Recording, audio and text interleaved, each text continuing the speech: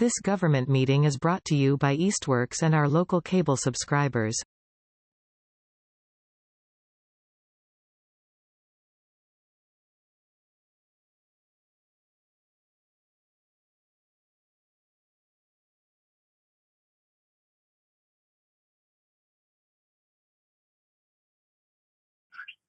Hi, everybody.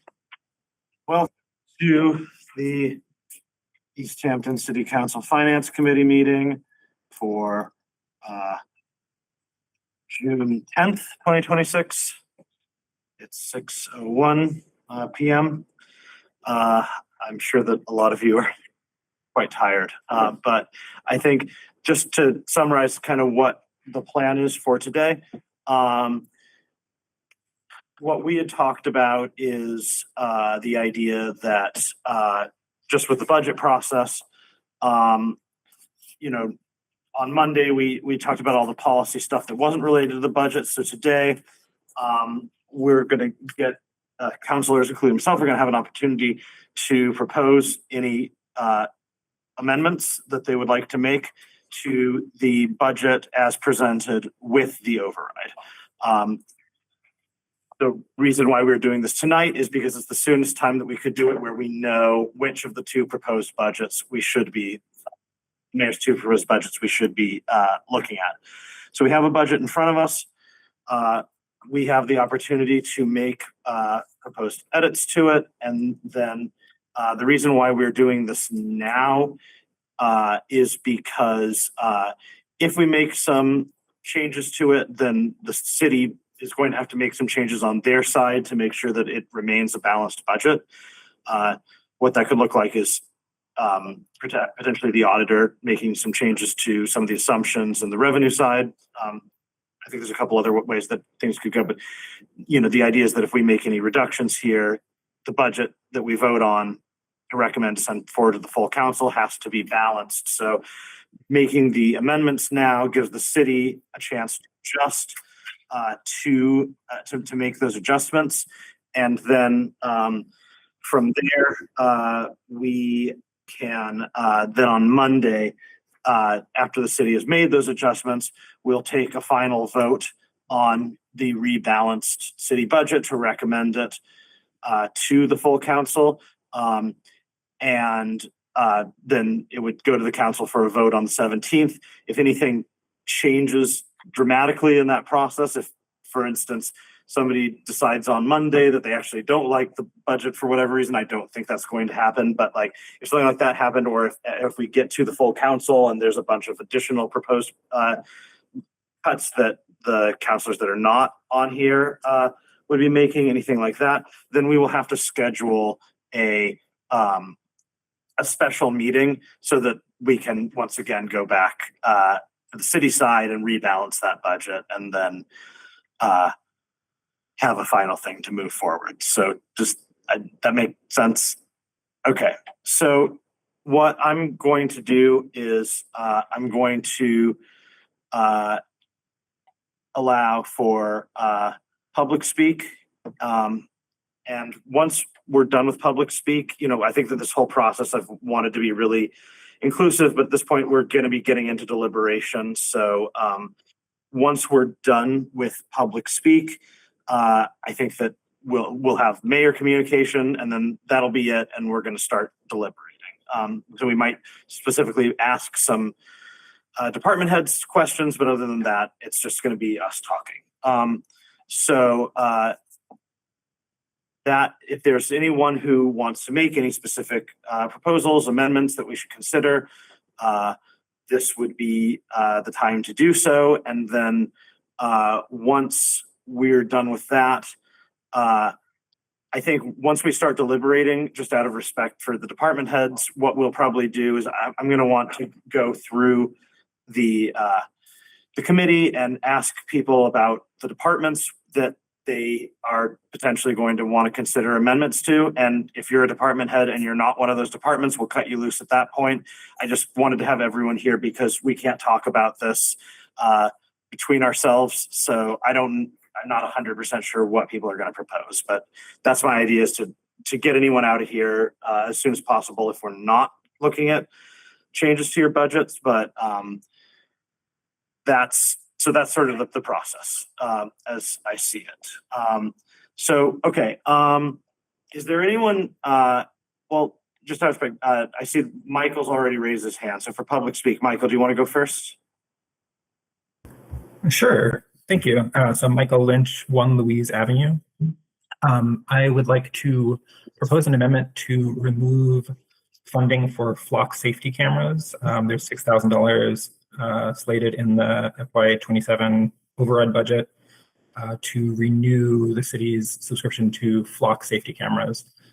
So flock safety cameras are surveillance cameras that are placed in public, and they collect license plates of any car that passes and capture high resolution footage of cars that pass. But they also share that data with other police departments and other organizations nationwide, meaning that the police and other organizations outside of Easthampton can track the movement of residents and citizens that are not accused of a crime or suspected even of a crime. And it just gives them broad access to surveil people. I did a public data request for the flock data in Easthampton, and we had 2,500 officer searches within Easthampton for flock data since January 2025. Some interesting ones I noticed: on February 28th, 2025, Officer Todd Joseph performed a flock search of over a period of 89 days with no license plate number specified, just Massachusetts. And the stated reason was just invest, which I'm guessing is short for investigation. A lot of the searches, the stated reason is just investigation. And there have been 19 cases in the past few years of police officers abusing flock data to stalk people, largely romantic partners. And it's because there's so little auditing, because in a lot of places, officers can just not give a reason for why they search this broad data, this highly invasive data. And that seems to be happening in Easthampton as well. There's tons of searches where the reason is just BOLO, be on the lookout for invest or investigation. There's another one where on June 1st, Officer Jared Pabis made a 17-month request, 17 months of data for one plate. Reason is just investigation. May 17th, 2026, 2-day search, illegal dumping, littering. People have talked about like these cameras are used for serious crime. Searching for people who litter, like I don't like littering, but like it's thinking about trade-offs of civil liberties and what we gain. Like catching people who litter is not such a high priority. There was a famous case in May of last year in Johnson County, Texas, where the sheriff suspected that a woman had received an abortion and sought reproductive care out of state, and used flock to track this woman outside of Texas. And I looked at Easthampton's flock data, and Easthampton actually participated in this investigation passively. Like we received that request. It's in the flock data. If you look at the request on May 9th, you see a search in our camera footage for had an abortion, search for female. So that was a sheriff in Johnson County, Texas, searching the flock data in Easthampton to find this woman who had left the state. As recently as October 30th, 2025, there's searches for ICE Assist, so assisting ICE investigations. We currently share data with 143 other organizations outside of Easthampton, including Fort Worth, Texas, Wichita Falls, Texas, Adrian, Michigan, Bloomfield, New Mexico. It's surprising to me that we're sharing data with cities this far out. Like that means we're granting access to those departments to look at our data with, as far as I can see, very little oversight. Easthampton has provided data for 4.2 million searches to other organizations in the since January of 2025. So I encourage City Council to propose that the flock funding, it's $6,000 scheduled for FY 2027, be removed from the budget. I don't think it's in a year where we're trying to cut what's unnecessary, flock seems very unnecessary and very invasive to the rights of residents in Easthampton. Thanks, Michael. Kathy, do you want to? Kathy Wisinski over. Thank you. Kathy Wisinski, Overlook Drive. I would ask the councilors to look at amendments for items within the budget that are maybe wants versus needs, and make amendments to pull those out. I have talked about a few of those. Certainly our police, our fire, our teachers, they're all needs, and they shouldn't have had such a drastic cut in the override budget or no override budget. But things like the Easthampton Community Arts Coordinator at $60,000 a year, or the sustainability coordinator, that is a want and not a need to function within our city. And rather than pulling more money out of people's pockets, I would hope that our city councils would really look at the nitty gritty of these budgets and pull out things that aren't necessary. Thank you. I see Donna online. Go ahead and unmute.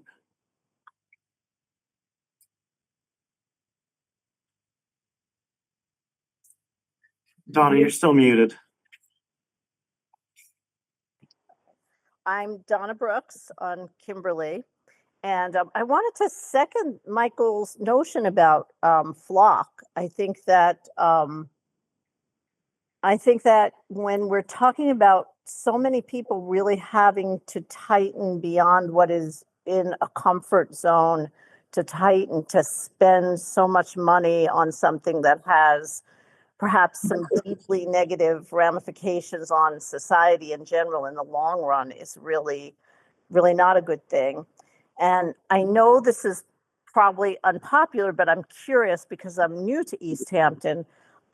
It seems like we have a really lot of police officers, and I'm just like curious how to find out about that. I know people were posting about how, compared to Brattleboro, Vermont, which has a larger population and has a lot of, crime issues, we have a really big police department. And I'm not saying we should cut police jobs, but I am saying, what are police doing that might be in line with what Kathy was saying about wants instead of needs for our community? And I don't know, I'm wondering if you all have direction in that way. Thank you, Donna. Mike Caribou, Line Street. Three things really. One, I'm sure everyone yesterday saw or heard about the older woman who fell and broke her arm. I was the first person on site for that and calming the lady. The first thing out of her mouth after she fell was, "Can I still go in and vote no?" So with that was not, she knew right away she broke her arm. But the first thing she wanted to do was go vote. And I think what that tells you, as the finance committee and into the city council, is the citizens are now watching. As the mayor indicated earlier in his post, didn't have an override that was just 2-1 or 3-1, 238 votes, I think it was. So people are watching, and I think you've woken the people up, and I think they're going to be paying attention as to what the council and what the city does.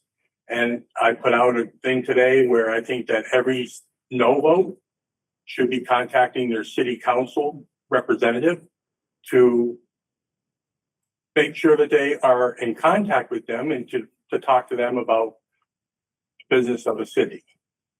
And the third thing is that I have is the override passed, and that's okay. And I think it's about time that 50 Payson Avenue open 5 days a week. Big thing on the no, you said you're taking away services from the citizens of Easthampton. Being closed on 1 day a week is taking away services from the citizens of Easthampton. And the fact is, I had a question yesterday, and I spoke to all three of you folks, is that why didn't we close it on a Thursday? Or why didn't we close it on a Wednesday? Why did we close it on a Friday? Why 3-day weekends? I think it's time, with the budget passed, and with the override pass, that we look at reopening this building for the citizens of Easthampton so they can come and do their business 5 days a week. Carolyn, online. Sorry, here I come. Yes, here I am. Thank you for all your work this week. I know you're doing a lot. And I am grateful that the city passed the override so that the worst cuts can be taken off the table. I mean, and it's assigned to young people, right? That we're not going to devastate all your services. But I am concerned about Easthampton become, the nature of it, the character of it totally changing, becoming gentrified. So I ask and to be looking at ways that we can prevent that by reaching out to people who will have difficulty paying the increased fines, whether they're homeowners, which you get it directly, or renters. And I'm on the rent study committee. By the way, I'm Carolyn Cushing, Main Street, 334. And rent study committee is looking at ways to help tenants. And so that's kind of our immediate need in our community. I hope we can also look to what are some of the larger causes of why this has happened, some state policies, our uncertainty about state funding, lobbying for knowing what we're going to get to fill some of the gaps. And then in the very biggest picture, the United States is spending billions on the war in Iran, and then we're sending billions to Israel to be taking care to participate and drop bombs on civilians. We are doing it; they're doing it. And then we also have this huge, massive infrastructure of surveillance and detention focused on our immigrant neighbors. And just, the funding of ICE in the one big beautiful bill makes it like the 17th largest military in the world. And they just got another billions and billions of dollars.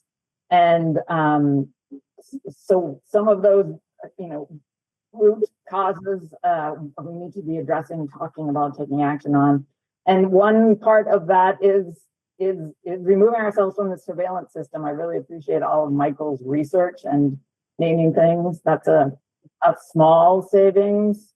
Other places where, we're in a community, we'll have different ideas about wants and needs. And so I'm part of the arts community. I was poet laureate, so, I'm biased that way. But the arts in Easthampton are responsible for bringing in a lot of people to our restaurants and our ice cream shop and our shop where, people are coming, people are paying taxes, people are participating in this character of Easthampton. And the sustainability coordinator, usually is working on saving money by having, more affordable energy and things like that. So I hope that you all have looked more closely at the budget than I have as a layperson, and just would really support cuts still happening. We've avoided the worst scenario, but to have cuts happening that allow people to be able to afford to live in Easthampton. So thank you for all your work. Thank you, Carolyn. Chris, online. Go ahead and unmute. Hello, Chris O'Connor, Ashley Circle. I really hope that as we move forward, that, no matter what, in anything that we're entertaining or we're trying to right size, given the restraints that we might have, there's got to be a disposition of a conservative nature, not a spending approach. And it only makes sense if we've all done our own budgets. That's the way we survive and be able to save money or be able to have the lifestyle that we want. Dealing with the taxpayer money, it's even more critical. I understand there's different ideas, but we should be focused. I agree with Kathy. It's just so important to really focus on the needs. And that's where I think it can get tricky, because people can think the city needs are different than others. And that's where I think there's a lot of contention. And just trying to keep it broadly here, but hopefully I get the point across, is that there's different philosophies of what a government should do. And we don't have that luxury. We might have been able to run or pretend we were a big city before, as I've said before. We're not. So many people still refer to us as a town, and there's a reason for that. Population is going down, and there's just a lot of things to support that. And I will underline again, and I'm sorry to be a little repetitive from the last meeting, but it's really important to get that mindset, just like in businesses across the world. Do cost analysis on things. Be mindful of what roles, what tasks we're asking to do that, and what does that, and make a list if it can be a simple thing. Make a list of all that role is supposed to do, so that we're aware of what the burden, because it is a burden, and it's using some tax dollars hourly to do a certain task. And so I just encourage this, I support this, and my hope is that we can totally get better. So thank you. Thank you, Chris. Anybody else in the room or online who wants to speak? Okay. Mayor? No? Okay. All right. So let's get to it.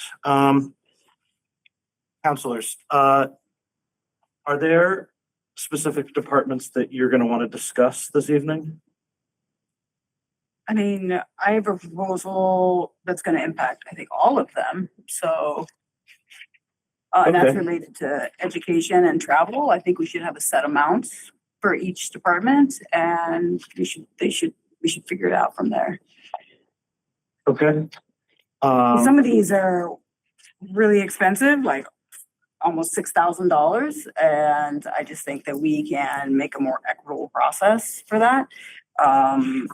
So I think that we have, and the reason I think there's other things in here as well that I want to talk about, but I think from my perspective, when we voted on doing this override, I said that I felt a personal responsibility that if it passed, that we would work to find some sort of middle ground between both of those budgets. And I'm going to keep my word to that. And so I think that it's important that we have a conversation about the various ways that we might be able to bring those numbers down. I think that there's a lot of low income people in this. There's a lot of people on fixed income. We have veterans, we have seniors, we have renters, et cetera. And I think that we have an obligation to be able to try to bring that number down. Okay. Jonathan? Thank you. So Councilor Schmidt. It's okay. I'm a little bit tired. Yeah, so similarly, you have a few suggestions that I want to put on the table. They do kind of span across departments. I do also want to make sure we have a chance to deliberate the technology and especially the flock line as it relates to surveillance. Yeah, I'd like to talk about that as well. And I could say more about the broader things if there's interest there. Put them on the table. I think that just as a matter of process, the main thing that I was trying to see is if there was departments that we weren't going to discuss at all, just to cut them loose. But if there's things that are going to be sort of comprehensive, then it sounds like you both have some suggestions about this. So who wants to go first? Well, do we want to just start with departments? Maybe that might just be the easiest thing. Just go through the book. I mean, I suppose there's only I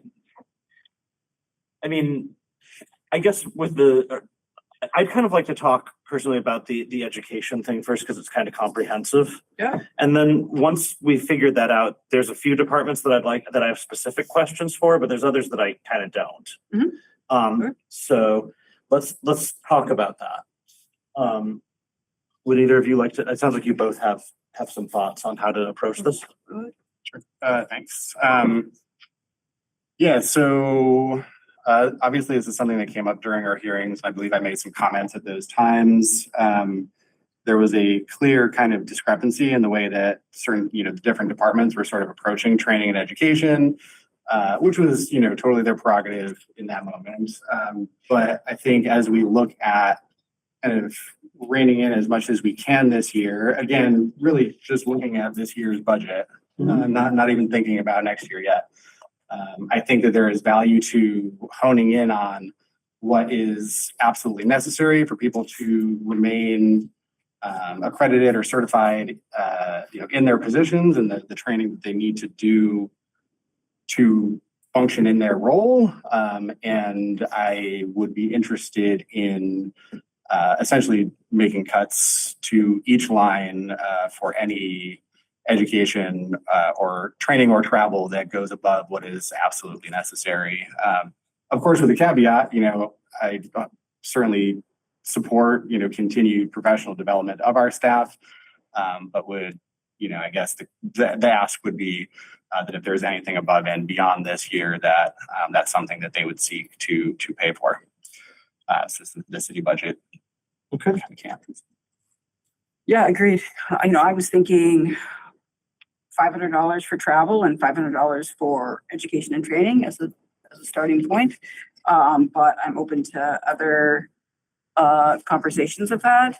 And certainly the idea also is that for this particular year, I know that there's conferences and things like that this department might go to and that department might go to, but can they rotate? Can this year this department go to it, come back, share that information, and next year the other department goes and they share that information?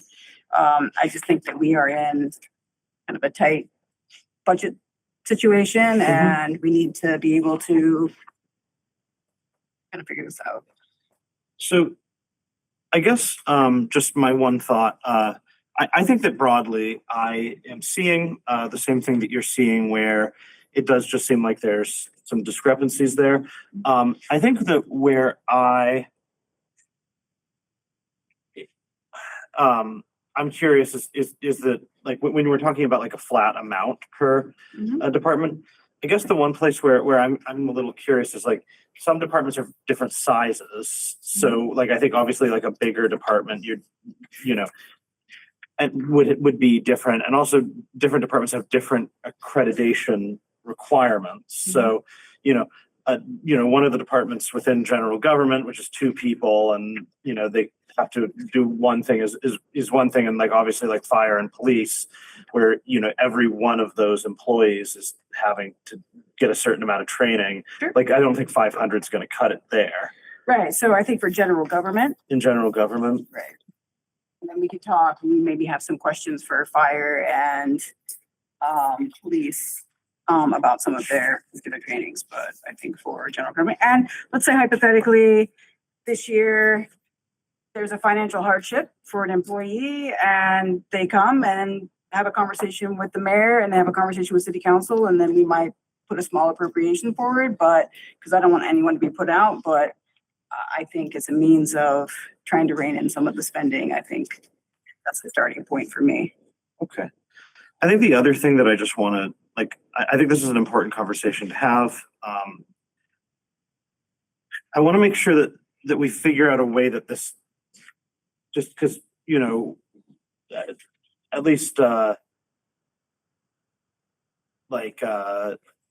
one thing is, like, I want to make sure that we find a way of getting to a specific number by the end of this evening, because if we, I don't think we can just take a vote. From my understanding, we couldn't just take a vote to say we are going to reduce things to, what absolutely needs to happen. Like, we need to figure out what that number is. And I know this is something that we discussed at length in the last hearing, so it's, I know a couple department heads did email me with some information about that, but I'm just hoping that we have a plan to actually get this to an actual number.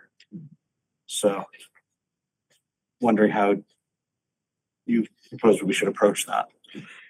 Yeah, I guess my hope is that some of the department heads might be prepared to weigh in on this particular question and see how far we get from there. I was just doing a quick scan too, because you mentioned the 500 number. And every department I've gotten to so far, that would result in a cut to one of those lines, save for the couple that have nothing, that have already cut them. Yep. And so, that does seem like one way to do it. And certainly that, to your point, Counselor Denham, anything can be brought forward for an appropriation if, it is deemed necessary in that way. And, should something go awry here, at least we have that mechanism to make sure that, the money gets where it needs to be if it needs to. Okay, and just one more point of process as we're going through this. The one place where we do not have the ability to do what we're talking about is the education department, because we don't have their line items. So we could encourage but if my understanding is the education department is already, in their own budget made quite severe, limitations to their professional development. I guess my one thing is, if we're going to have this conversation, it's going to affect everybody but education.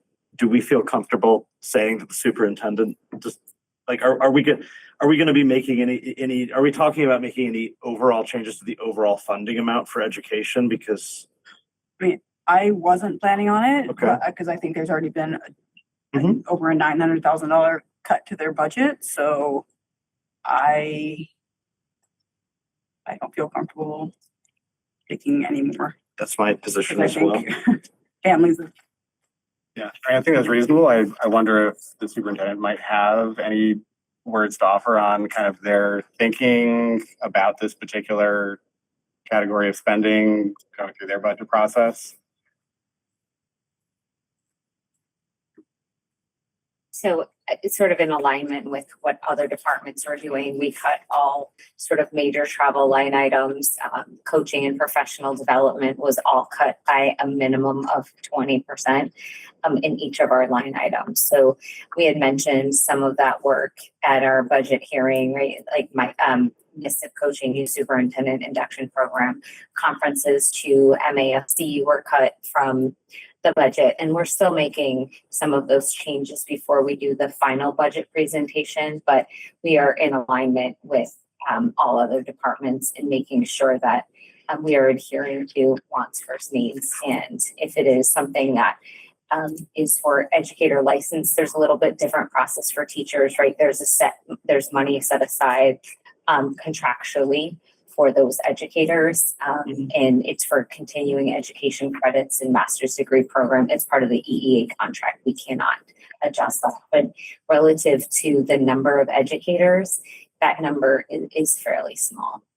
So, but that's outlined in the contract. Nothing we can do about that. But as like a district central office, we've limited or eliminated majority of travel and conferences. Okay.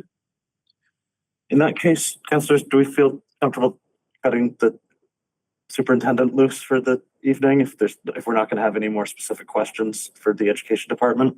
I don't. Okay, I think you're good. Unless she wants to stick around and watch. You're always welcome to stick around. Thank you. But yeah, just. Okay, so, and I don't know, our school committee meeting was postponed. It was supposed to be tomorrow. It's postponed until Tuesday. Yeah. Great, thank you. All right. We want to talk through general government then, because it seems like that's where a lot of what we're talking about is going on. At the moment, yeah. Yeah. Okay, let's talk through general government, and specifically, let's just go department by department through general government and talk specifically about, so the first one is city council. We already cut our professional We cut what could be cut at this particular point in time. Yeah, we cut our education training down to 0, so can't make it negative. Okay, Mayor, do you want to talk about your department when it comes to education and in-state travel and dues and memberships? Yes. Sure. So, I'm happy to look at some cuts here. We did not use a significant amount of the education and training money. And that's because we were able to find some other sources to pay for some of the professional development that we went to. Mhm. But it would be good. I would say one of the things that's been really helpful for me is being able to go to the MFGOA conferences with the auditor and the treasurer. Since we don't have a finance director, those have been really helpful as far as learning the process of budgeting and the municipal finance side. So, I think at least keeping some money there would be good. Maybe, half of what we have budgeted would be helpful just to be able to keep attending those professional development. So, put it down to somewhere around $500 or something like that. Because I think that those are usually around $100 a session. Is that the education and training, or is that the dues and membership? That's education and training. Okay, I just want to make sure I'm Yep. clear about. So dues and membership that is specifically to pay for the Mass Municipal Association membership, which is membership for myself and the city council. And it also, allows us to access Maya insurance. I just throwing it out there, I personally would want to definitely keep that, especially with us going into rocky times. I want to make sure that we have access to MMA and Maya insurance. So that's not clean, but I'd be open to talking about education and training and in-state travel reductions. And so I don't know if you guys are looking to make an across the board reduction, or if you have a number in mind. I have no problem looking at reducing this if we can, pass this extra savings on. I mean, I've already gone to a couple different conferences where I've just been driving my own vehicle and not asking for reimbursement. So that's probably, gonna continue. I'd prefer not to do that every time. So in-state travel, if we cut that, I would feel comfortable cutting both of those in half.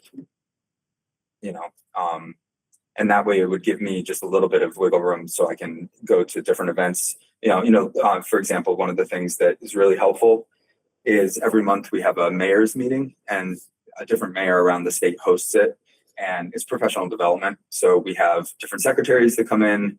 The police chief and myself went to one recently in Fitchburg, and they're really valuable. And so, not having any money in that line would limit the ability to be able to attend those things, where not only is Easthampton getting more visibility with some of the players at the state level so we can advocate for Easthampton, but it's also just really valuable information. And if we looked at cutting both of those in half, I would feel comfortable with that. So if we did 500 for education and training and 1250 for. Yeah, that I would be comfortable with that. I can live with that.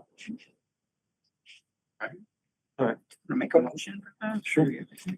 I think I would love, it might be a little bit tough to keep track, but, since part of what we're going for is seeking some alignment kind of across departments, I think I'm curious to hear sort of different perspectives from different department heads before making a motion, but that's just my personal preference.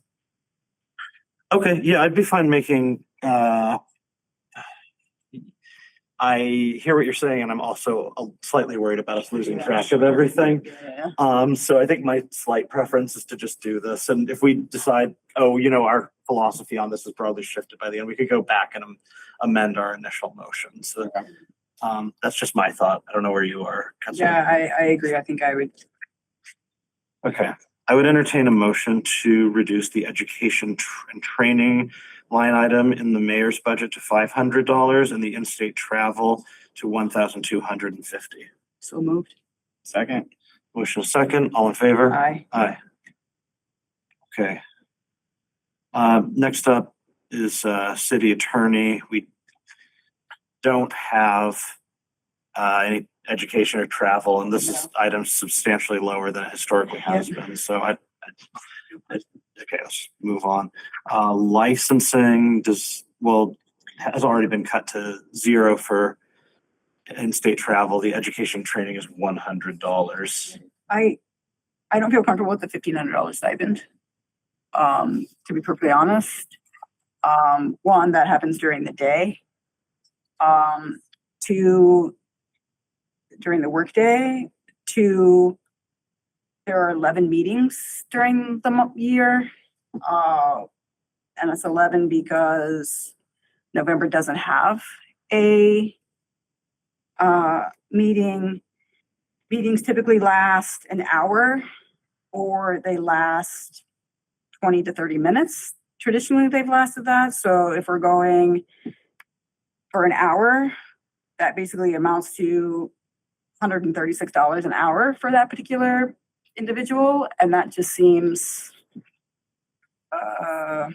no one else in the city makes $136 an hour. And I just don't think that that's particularly fair. Also, it's during the workday. Mayor, it looks like you would like to say something with that. So this particular one, I think, is, was put in because the role of the board clerk is by no means confined to the meetings. The meetings is one piece. There's a significant amount of work outside of the meetings that happens to support licensing in the city. It's complicated.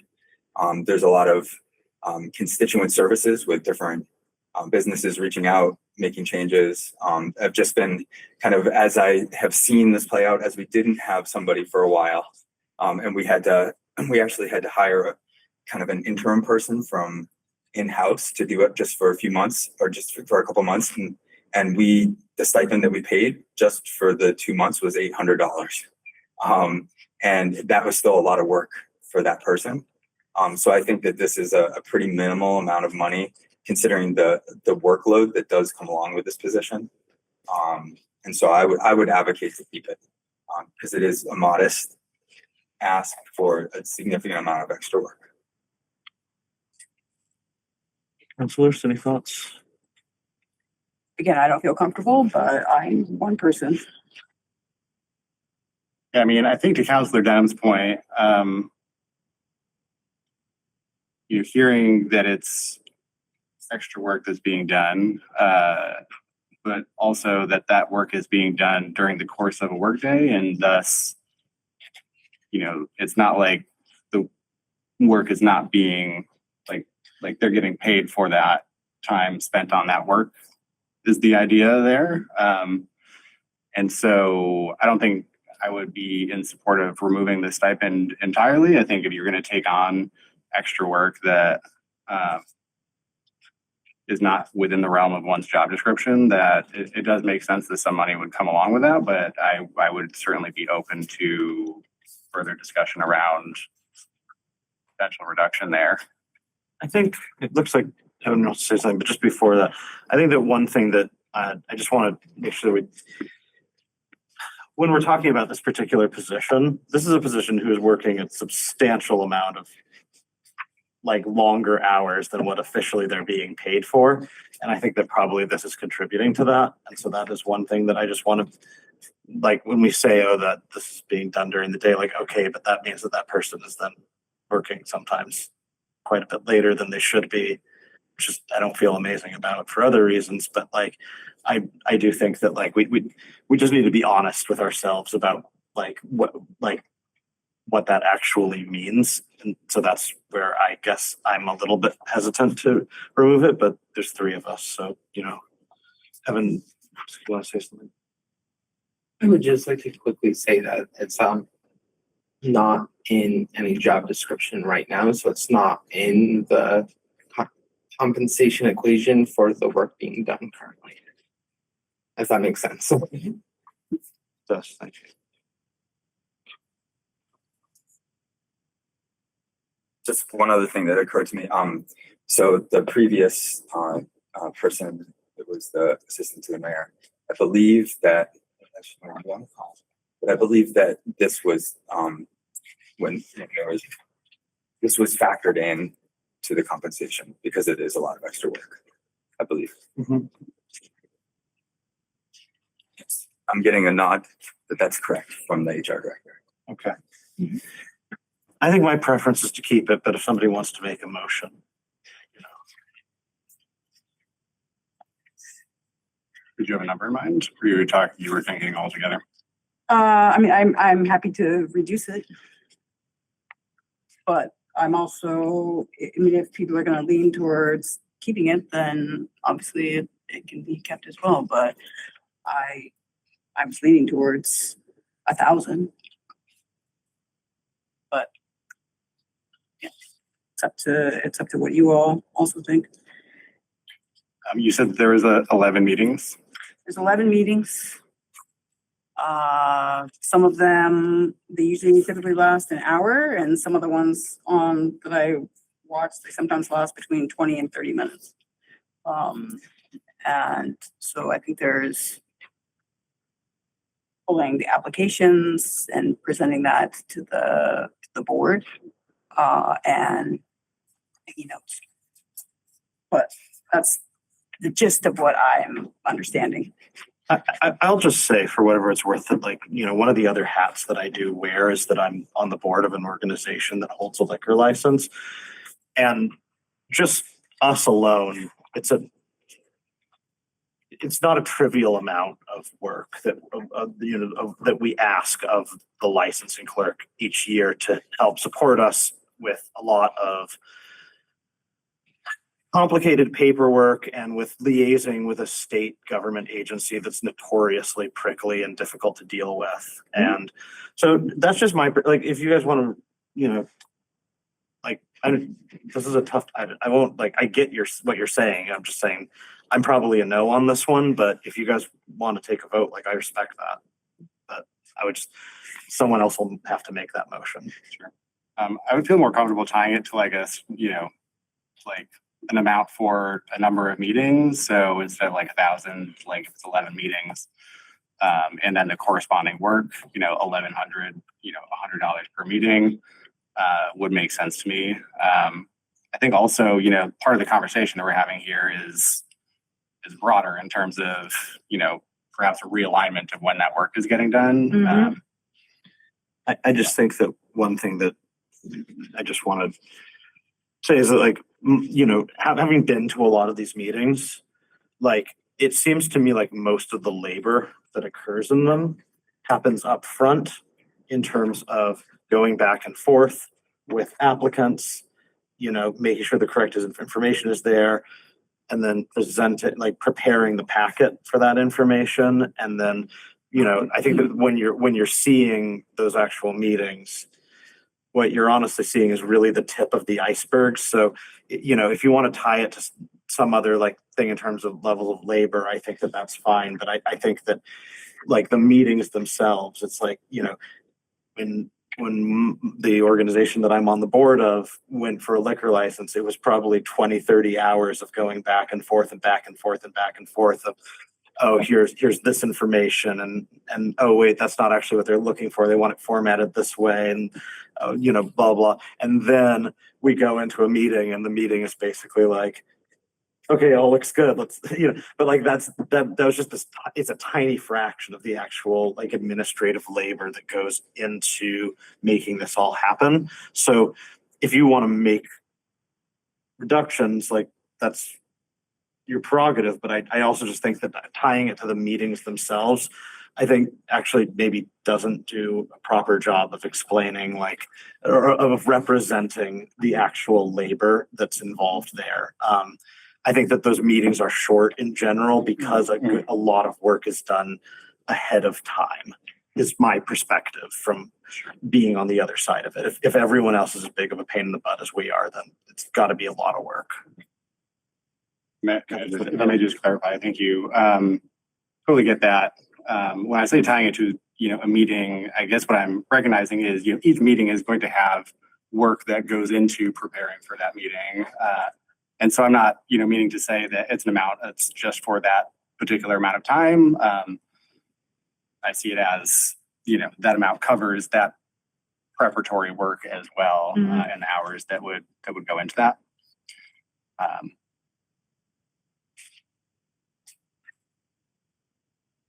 Okay, understood. Like I said, someone wants to make a motion, go for it. Do you want to make a motion, or do you want to keep it at 1,500? I feel like we're getting a little bit of pushback here. So, So I guess assuming that there's also work being done in that 12th month that there is no meeting. So recognizing, you know, it's not all just at that tip of the iceberg. I'll make a motion to reduce it to 1,200. Second. All right, I've got a motion and a second. All in favor? Aye. I'll vote no. Motion passes. I think the $100 for education though is probably, I mean, Yeah, I'm fine with that. All right. I get it.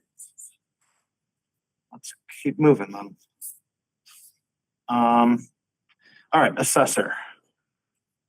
Here we're focusing on education and training. We've got $3,200 in education and training and $1,800 in in-state travel plus $1,100 in dues and memberships.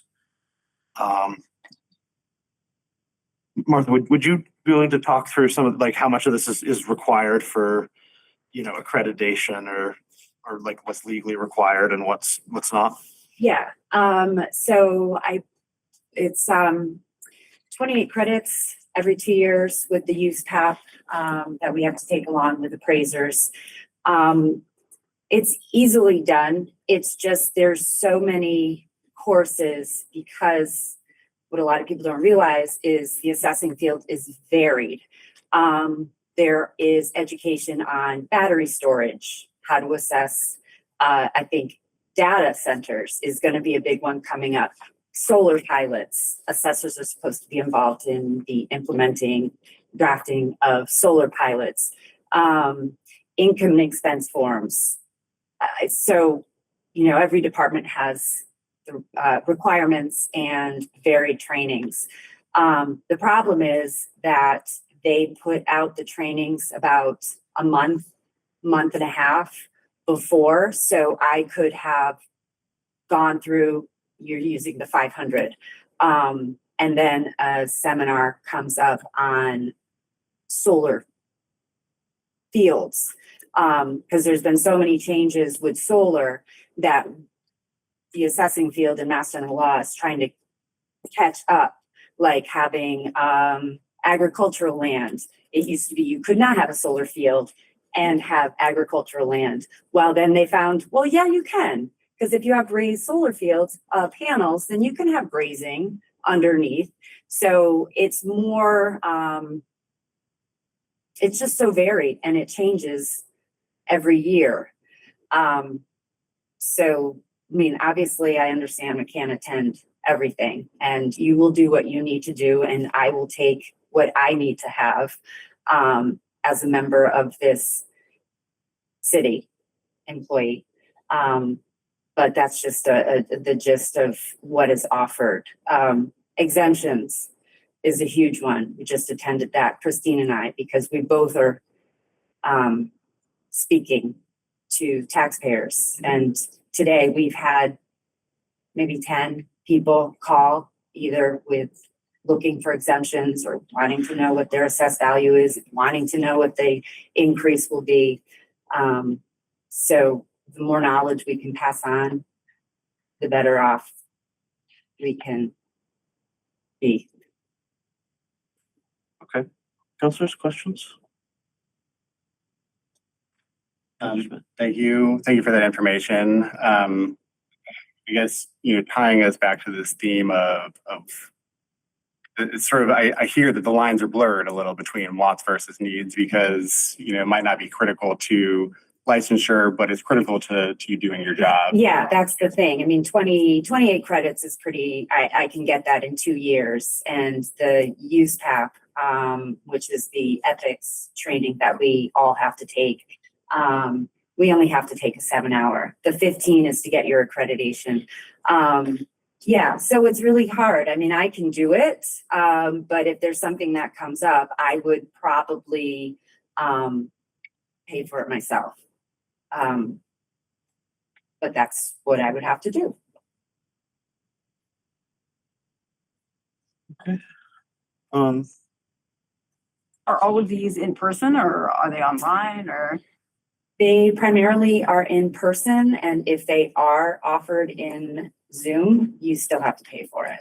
You don't have to travel, but you still have to pay for the course. Okay. Counselors, any thoughts? I mean, I'm just feeling like if I was to look at the no override.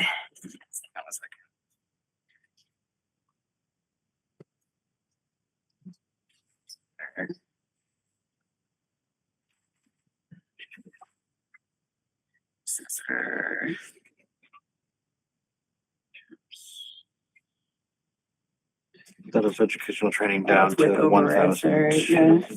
So that reduces it down to 1,200 and reduces the travel down to 500. Right.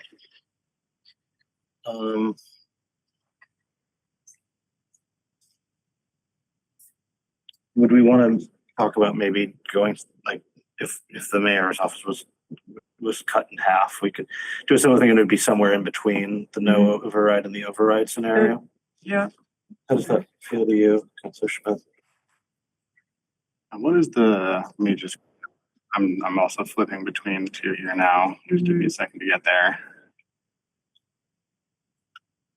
Bring it down to 1,600, which compared to the 1,200 is pretty close. I mean, 900, which is over 500.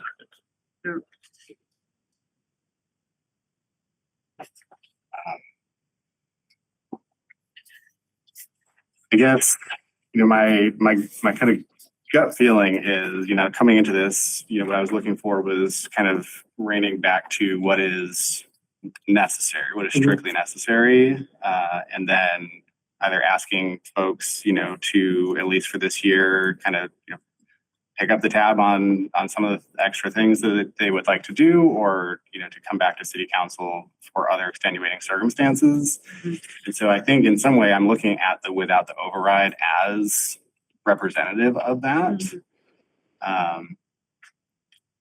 And just reminding myself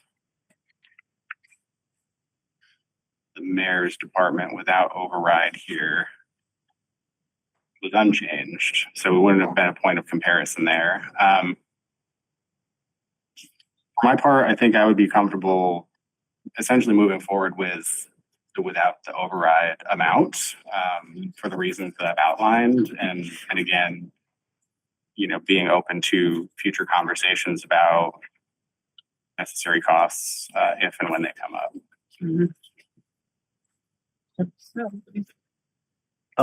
If that's how we want to go, then I would entertain a motion to reduce in the assessor's budget the education training item to $1,200 and the in-state travel from $1,800 to $500. So moved. Second. Motion is second. All in favor? Aye. Okay. Auditor is. You said she was gonna try to be online. I think I she's see her. traveling. I'm here. Oh, okay, yeah. Oh, there you go. Okay, so likewise, if we're talking about this, right now, actually in the with and without override votes, the education and training and state travel budgets are the same for the auditor. So, Auditor Patel, would you just sort of like to talk about sort of how much of this education and training and travel is required for yeah. Okay. So, let's talk about education and training. The budget amount is $800. I go to a fall conference. I also hold a position at the State Audit Association. So I serve on the executive board for this. I go to a fall conference, annual education in March, and there's a June conference, which is annual meeting. Fall conference costs me $130. March is between me and my assistant, it's $710. June conference, education and training cost me $390. And I also put MGFA $300, which is for 3 MGFOA conferences, fall, spring, and summer. Altogether, that adds up to $1,530, but budgeted amount is only $800. So next year, if I go for all of these ones, because it's pretty much mandatory for me, I will be short in the budget by $730, and I'll be paying that out of my pocket for education and training. I don't want to really reduce that further if we're already at that point. Councilors, do you agree? Yeah, I guess if I may ask a follow-up question, and this is with the preface that I absolutely value and appreciate, stepping up to take on that leadership at the state level and, representing Easthampton in that way. Auditor Patel, if it weren't for that position that you hold, could you speak to which of those would be kind of critical to licensure for your position? Yeah. So all of these conferences has a different timing, and depending on the timing. So like fall, they talk about tax rate recap. All the changes takes place in the tax rate recap, and they are constantly changing the forms to make it better. So in order for me to do the tax rate recap in the most efficient way and accurate way, I have to go for the fall one. March is annual school. In order for me to continue my continuing education, I have to go for that one also, irrespective of my position in the Audit Association. The one thing I also want to mention about the fall conference, by my position in the association, I have to stay overnight for the fall conference, which is paid by the association. It's not part of my budget.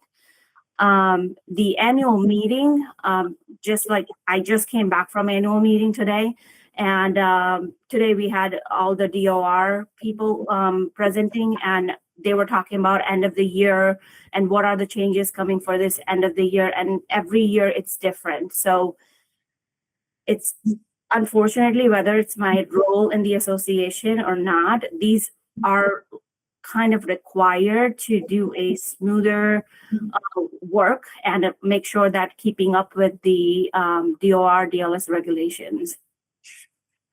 Thank you. Okay. I would be comfortable moving forward.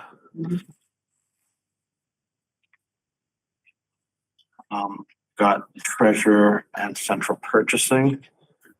Treasurer. So here we have $1,650 for education and training. In the case of a budget cut, that would go down to $1,150, and for in-state travel, it's $2,150, but that goes down to 75 in the no override budget. Yeah, because we have one conference out on the Cape that eats up about $2,000 for travel for the hotel room overnight. Myself and the collector, Lori, our staff, so me and my assistant, and then her and her assistant, we go. What we have discussed is switching off every year. 1 year she could have it in her budget and go the next year. So I'm perfectly fine if that gets taken out of my budget next year. I don't mind reducing that down to the 75, and I had $25 in there just for mileage for my staff because we do still drive to UMass for 3 days. I hate that rotary. Just want that on record. We both every know. day. Yeah. I can't stand it. So, and parking, because as you know, parking at UMass is also expensive. So that would be for myself and my staff to attend the annual school at UMass in the summer. So $75 is what I left in there for travel. The education and training, I reduced the Cape conference out of that as well, because there is an annual cost through the association to attend there, which saved $500. It was for 250 for myself, 250 for my assistant to go. Everything else within that education and training and the reduction amount, the 1,150, is important for me to keep my certification, and my assistant will be set to be certified next year if she passes the exam. So I'd like to make sure there's enough in there for her to go. And then there's $110 in there for our procurement officer to keep his recertification as well. Okay. So if these went down to the no override amount, you'd be able to maintain your certifications? I would be comfortable, yes. Councilors, is that the direction you want to go? Yeah, I mean, I want people to maintain their certification, and I'm just, I know this maybe doesn't seem like a lot, right? Oh, no, every penny counts. Yeah, so on a personal level, I feel bad, and I also feel bad for the people who are struggling. And so I appreciate the flexibility of wanting to be able to share information. So, and I appreciate you letting us switch off each year. I think that's super important because Lori is certified through the MCTA as well. I am. We get classes at these events that help us retain our certification. Yeah. Mm-hmm. And, you know, just to be clear as we're going through, because these are summer conversations, like I understand the value of this stuff. And I understand, like, what I'd like is, I think that I really do believe that there are a lot of things that we can do around cost savings to make things better in the next few years. And if we can get ourselves into a place where we're feeling a lot better, I don't have any issue investing in staff. It's just like this, if this is a tight year, that's something that I do just think that maybe I think we need to, you know, do what we can to make sure that we're all right this year. And so with that in mind, just based on the, you know, the way we treated, we've been approaching other things, I would entertain a motion to reduce the treasurer education and training down to $1,150 and the in-state travel down to $75. So moved. Second. Motion second, all in favor? Aye. You know, these things are little, but I've just been keeping a little spreadsheet going. And so far those cuts are $10,645. So it adds up.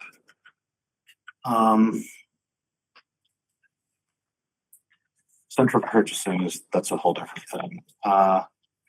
Technology.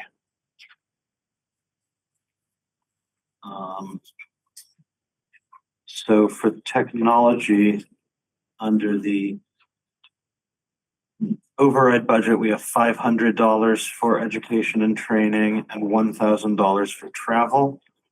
And under the no override budget, those are both cut to zero.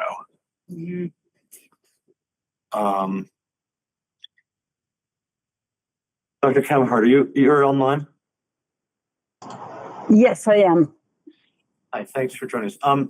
Would you be able to talk to these two items and kind of how, what the value of the education and training and like what those represent in the budget? Yes. Well, as you know, and as you can hear, it's very important for all of us to keep ourselves updated. But the truth is that we haven't used those funds in the previous years. We are not required to do these trainings. Andy, that was our system administrator, used the funds 1 year. And again, some of those conferences are in other state and they are super expensive. So he needed to complement that training with his own money. But at this point, we are okay letting that go. Okay. So would we be comfortable taking that down to zero for this year? That would be great, sadly. Okay, I would entertain a motion to reduce both of those items from technology to zero. So moved. Second. Motion is second. All in favor? Aye. I do have a question though. Counselor Schmidt, you had mentioned wanting to talk about other things. Since we have Dr. Cameron here, do we want to talk about that now? Sure. I'm just thinking about her time. Yeah, because, Before you do. yeah, that makes sense. Yeah, yes. So as well, I guess I'll start by saying, the technology budget for the city, the software budget is substantial. And on certain levels, I understand and appreciate the services that those things provide to the city, the things that they do to help our staff work more efficiently. And I think one thing that I would like moving forward is, a real consideration of, which of those costs are serving us, kind of coming back to that cost analysis that we heard earlier. For the sake of tonight's conversation, though, I think that for me personally, I have grave concerns about our, lurch towards a surveillance state. And, we've heard, reassurances about the way that the data is being used. But at the same time, as a municipality, we are subject to laws that are out of our control. And so if at some point something gets passed that requires us to share data in a way that we are not comfortable with, I'm not comfortable putting ourselves in that potential position. And I think that there's a real conversation to be had, not here, but more broadly, about the trade-off between, what we are getting from something and what we are sacrificing as people. And so along that line, especially, if I was reading the data right, and perhaps, if this is wrong, please correct me, Dr. Camelford, but if the contract with Flock was not in the budget last year, I certainly don't feel like this is the year to add it. And so I would be interested in supporting anything to remove that amount. Yeah, I guess I have a couple questions about this, and these could potentially be questions for Dr. Camhort or Chief or the mayor. I'm not sure. I guess the first thing is, with those flock cameras, what actual line item do those appear in? Because it doesn't seem like we have an item that says flock. Like, is that in technology, like software yearly maintenance, or? Yes, it's in technology. So usually when technology gets brought to the city because of the grant of funding, when the grant and that funding goes away after years, it gets absorbed by the city. So, and this is the case with these cameras and other technology that comes facilitated by a grant. That's usually how we make the first big investment. To keep things a little bit clear, because the IT budget has the technology for the entire city, we tend to keep things together when there is software and hardware in one contract. That's usually the case. We tend to keep the vendor, the product, within one line. So if we're paying more for the licenses, we usually put it on the license line. If we're paying more for the hardware, we put it on the hardware. And usually we fight, we go back and forth about where does it belong. But keeping them together, it makes it a little bit easier for us. Okay, so just to confirm, the paying for this software is currently under software yearly maintenance in the technology budget? Yes. Okay, thank you. I guess my other question, and this is for the chief, when Mr. Lynch spoke earlier, he was saying that he did a public records request and that data from the city had found its way into the hands of parties outside of the city in a way that wasn't necessarily in keeping with my understanding from what our policy was around this stuff. And that, I feel like I've had constituents approach me and say, hey, I'm really worried about these cameras. And I've said, look, don't worry. I spoke, to folks in the city, and when this information isn't getting out, in the way that you're worried about it getting out. And what I'm kind of hearing now is that maybe it is. And so I'm curious, like, if is that information incorrect or? So I believe it is. I haven't seen this record request. My records access officer would have handled it, Lieutenant Bollier. Shortly after I was sworn in as chief, I had meetings with Counselor Denham. I personally went into the system and shut off all sharing. So it shouldn't have been sharing anywhere. And when I shut it off, it was showing that we were only sharing with 4 police departments outside of Massachusetts, and it was right over the line in Connecticut. So I'm not tech savvy. I've never done an audit or pulled up whatever spreadsheets he has, but I've already made notes. First thing in the morning, regardless of how this works out tonight, is going to be a call to flock to make sure that we're not sharing and see what was in fact given out, or what Mr. Lynch, I believe his name was, what his information is. Because like I said, I haven't laid eyes on it, but shortly after my meeting with Counselor Denham, because I gave her a whole tutorial on Flock, how it works, what it shows, and confirmed that we were not sharing with anybody. Okay. This might. Not for you, Chief, sorry. Dr. Camerhort, I just want to ask, is about the contract for Flock, does it say that we are expected to share, or is there a requirement of some kind that there is sharing that occurs by having a license? No, and Chief Alexandra will know the contract better than me.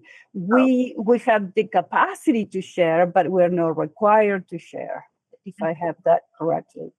Right. So when you get the camera, when it was implemented, as we went live with ours, we had the ability to see every department across the country, thousands, and we could individually pick and choose who we would ask for their permission to access their data. So at that time, it was only like Hoyoke, Chicopee, West Springfield. I think we had access to the ones on 91, just all the surrounding communities that have the Flock cameras. Now I'm speaking on behalf of the former chief, but to the best of my knowledge, when those departments that accepted our request, he would reciprocate. Because like I said, after we had met, all I was able to pull up was some local departments, then 4 out of state, just over the line in Connecticut. So I'll be looking more into that tomorrow, first thing. I think, and as you look into this, I think perhaps one of my concerns, just as I'm trying to parse how these two proposed facts might be able to coexist. Is it possible that we have turned off, automatic sharing, but if a request is made and somebody within the department receives that request, they still have the ability to, share that data?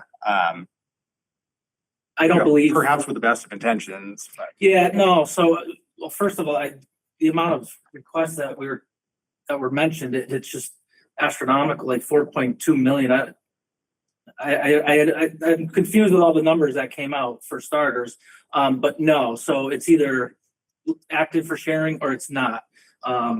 If a department were to call and say, we're looking for this car with this license plate, they just hit a pedestrian in downtown Hoyoke, we would go on our Flock and search it and say, oh, it came into town 2 minutes ago, or it's not on our camera. But that would be the only kind of scenario, something like that, where we would offer out information. It would be local departments, like an active investigation. So there's a lot of facts that need to be found here, but I think that right now, I want to say that, like, I believe that the folks in your department are doing their best to use this technology in good faith to keep people safe, and that I don't think anyone's doing anything unseemly. That being said, the way that this technology exists at the intersection of like just this sort of blooming private sector surveillance like sector that is in many ways often politically tied to causes that scare me. And the idea that we believed that this was not being shared and now there's data that suggests that it is being shared. All of this freaks me out a lot, and frankly, it's an issue that I've had a lot of constituent concerns about a lot, and I feel like I need to be responsive to that. So what I think I'm going to personally entertain as a motion is that we cut the $6,000 for the maintenance of this program. If the technology and the police want to come back with a proposal that we can vet and that we can perhaps set an ordinance like we do around like facial recognition software, that we can put some clear and enforceable boundaries on how this technology can be used. I'm open to having that conversation because I do understand that you're using it, I believe, in ways that you mean well. But the idea that you believe the technology is turned on, like has been turned off, and that people are doing requests that are showing, and these things, it just freaks me out too bad. And so I'm going to entertain that motion to reduce the software yearly maintenance budget by $6,000 with the hope that that will be used to terminate this agreement. So moved. Second. Motion a second, all in favor? Aye. Thanks, everybody.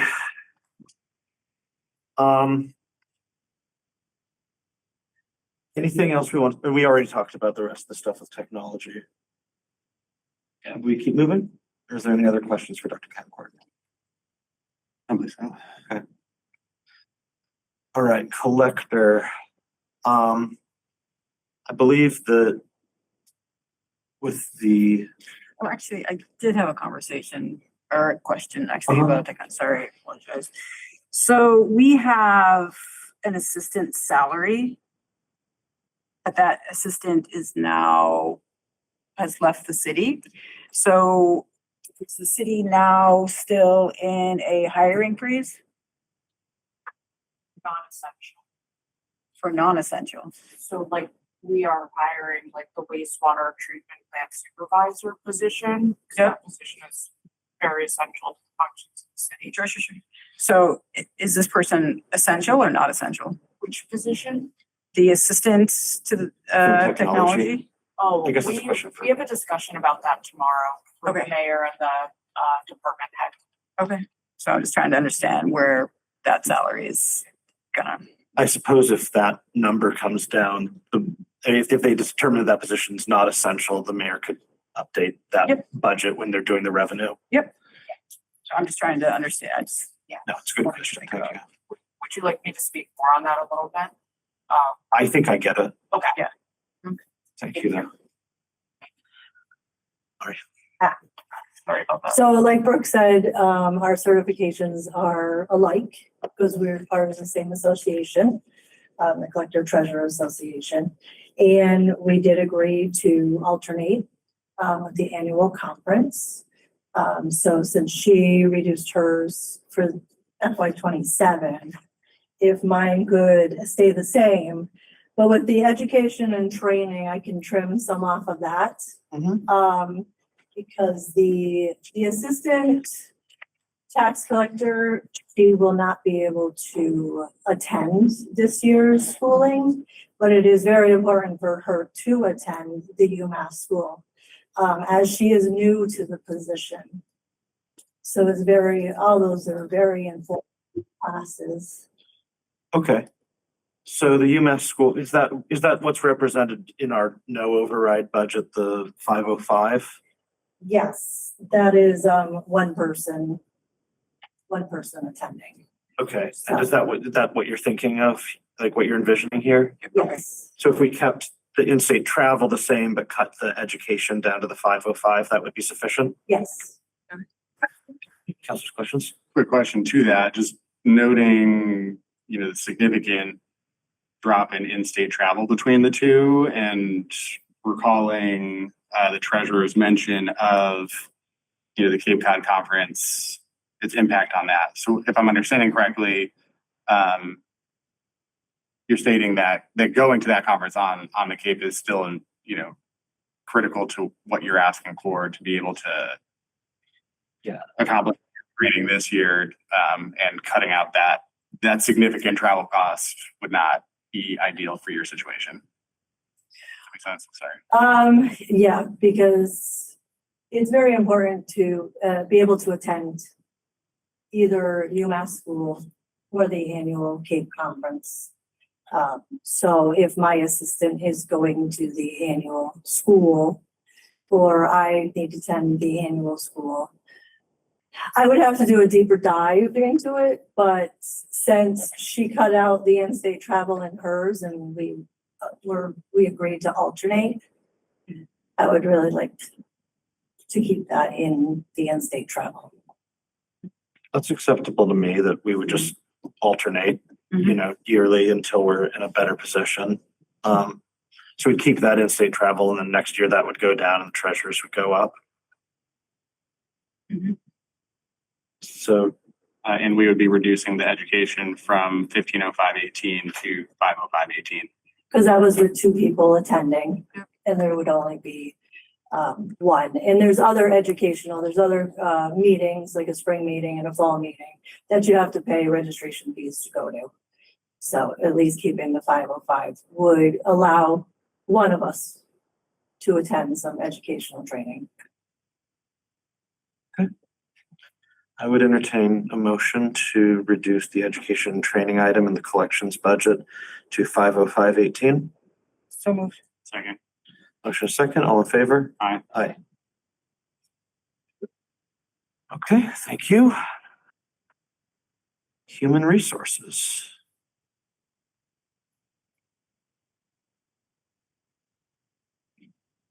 So just in the override budget, this is currently set at $1,500 for education and training and $1,000 for in-state travel. That would go down to $300 for education and training and no in-state travel in the no override budget. That's correct. So our membership dues are also in our education and training line item. So that's about $300 annually for me and my staff. And then usually I go to the annual Human Resources Conference, which is on the Cape like everybody else. Stop doing this. It's ridiculous. Trust me, I'd love to not travel out there. We're also cash strapped. It's like, let's have all of these things at the farthest away, most expensive part of the state. It's ridiculous. But these things in Worcester, what the hell? Right? I completely agree. In Easthampton. Yeah, we could have the Easthampton Municipal Training And Center. I have to say, we have advocated a lot, like the Pittsfield HR director and myself, we've really advocated. So now there is, in Northampton, they do boot camp for new HR people every year. So we're working on it. And then usually I would go to the MMA conference, but I am happy to reduce this and remove the MMA conference in January every year. So like my recommendation may be to cut them in half, cut the education and training in half and cut the travel in half. And that would allow us to at least go to the things that are really essential to our department, but save the city some expenses. So are you saying that if we brought it down to the what's in the no override, are you saying that would make things difficult? With the override right now, it's $1,500 for education and training. So I would maybe request that we reduce that to like $750 or even $700. And with the in-state travel, maybe reduce that to $500. Then at least that allows us to go to some things, because otherwise with just the $300, I would be self-funding anything that I would go to. Or my staff. Questions, thoughts? I think that's fair. I guess that, to your earlier point, uncomfortable conversations, and I apologize for that. I guess that's kind of what I'm asking for, is for, if there are things above and beyond that folks are considering paying for those things, or if they are deemed somehow, critical for the subject matter that's being addressed, perhaps bringing it back for an appropriation. Are there ever instances, we heard about one department where it's like something comes up suddenly, the assessor's office, and there might not be enough time to get something like that through. Do you generally know well in advance when these? Generally for education and training, we'll know in advance, I would say. So just to understand, like for a lot of these other departments, when we've basically been reducing them down to the amounts in the no override budget. Are you saying that the amounts in the no override budget for you would like not be sufficient for you to get, like that these are like inappropriately low? Yeah, I mean, it would not allow us to do any trainings at all. It would only allow us to keep our membership dues and that's it. So to go to anything, I would have to pay completely out of pocket. And if that's okay. If that's what you want to go with, I will gladly do that. I think, one of my goals here is to try to be consistent to some degree, and I know that's going to be impossible in its entirety, but that's, yeah. Are there trainings that you need to maintain or that your assistant needs to maintain, like certifications? The dues are really the only thing that's necessary. Otherwise, we are fortunate that we don't have like CUs that we have to keep up with like other departments. That's correct. If that's the case, then what I'm gonna propose, sort of in line with what you're saying, is that we reduce this down to the amounts of the no override budget. But if there is a specific thing that you think is really important for your department, like those are things that we could talk about as appropriations and whatnot. I just want to keep this as low as we can. Absolutely. Thank you. All right, so I would make a motion or entertain a motion to reduce the HR education and training budget to 300 and the in-state travel to 0. So moved. Second. Motion second, all in favor? Aye. Okay.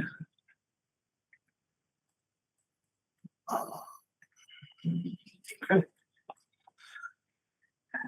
These things do add up. Okay, city clerk. She might have taken the day off. She might be a little tired.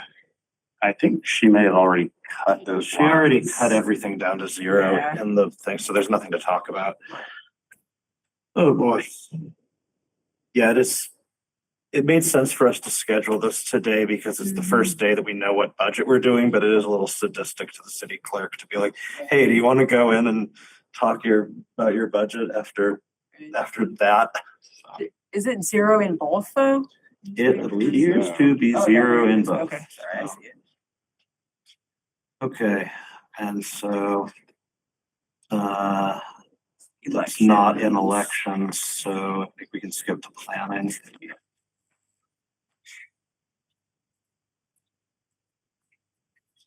So I can probably make it easy for you. The no override is fine. It leaves just enough in education and training and in-state travel to pay for volunteer board members to go to trainings in Worcester. We planners are very practical that way. That's fine. So I've already told my staff that we won't have funding for them to do any training or education. Okay. Do they need training? And you're being very generous in cutting this because if we have the yes override, we can reduce it, right? And so I think we can reduce this number down to if your staff needs funding. So I just want to. Yeah, we're not like licensed in anything, so need is probably not the right word. Okay, all right. I want to make sure. Okay. Okay, I had one other question. One of when people are coming and speaking to the budget, this has been a really interesting year in a lot of ways, in that there's just been so much more public participation for like a bad reason, but like I think in a lot of ways it's good. One thing that comes up a lot when people are talking about needs and wants is the position of the arts coordinator. Could you speak to like the funding for that position and also like what the upside of having that position in the city is and whether that's something that you would recommend us reconsidering? Yeah, absolutely. So I think, if you're all right with that, I kind of would like to give maybe a broader overview of the department, I think it might be helpful to provide some context. So, and this has, some of this you've heard before, but we have 4.34 total FTEs. Only 3.69 of that comes from the general fund.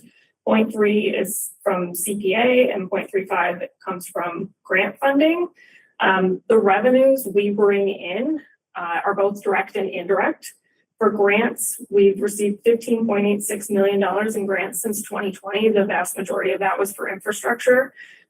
Just last week and the week before, I applied for $8.5 million in grant funding. I'm sorry, about 6.5 of that I applied for in the last couple of weeks, and then in March we applied for another 2.5 million. So 8.5 million just in the last few months in grant funds that we applied for. We won't hear on that till the fall, but hopefully some of that will come through.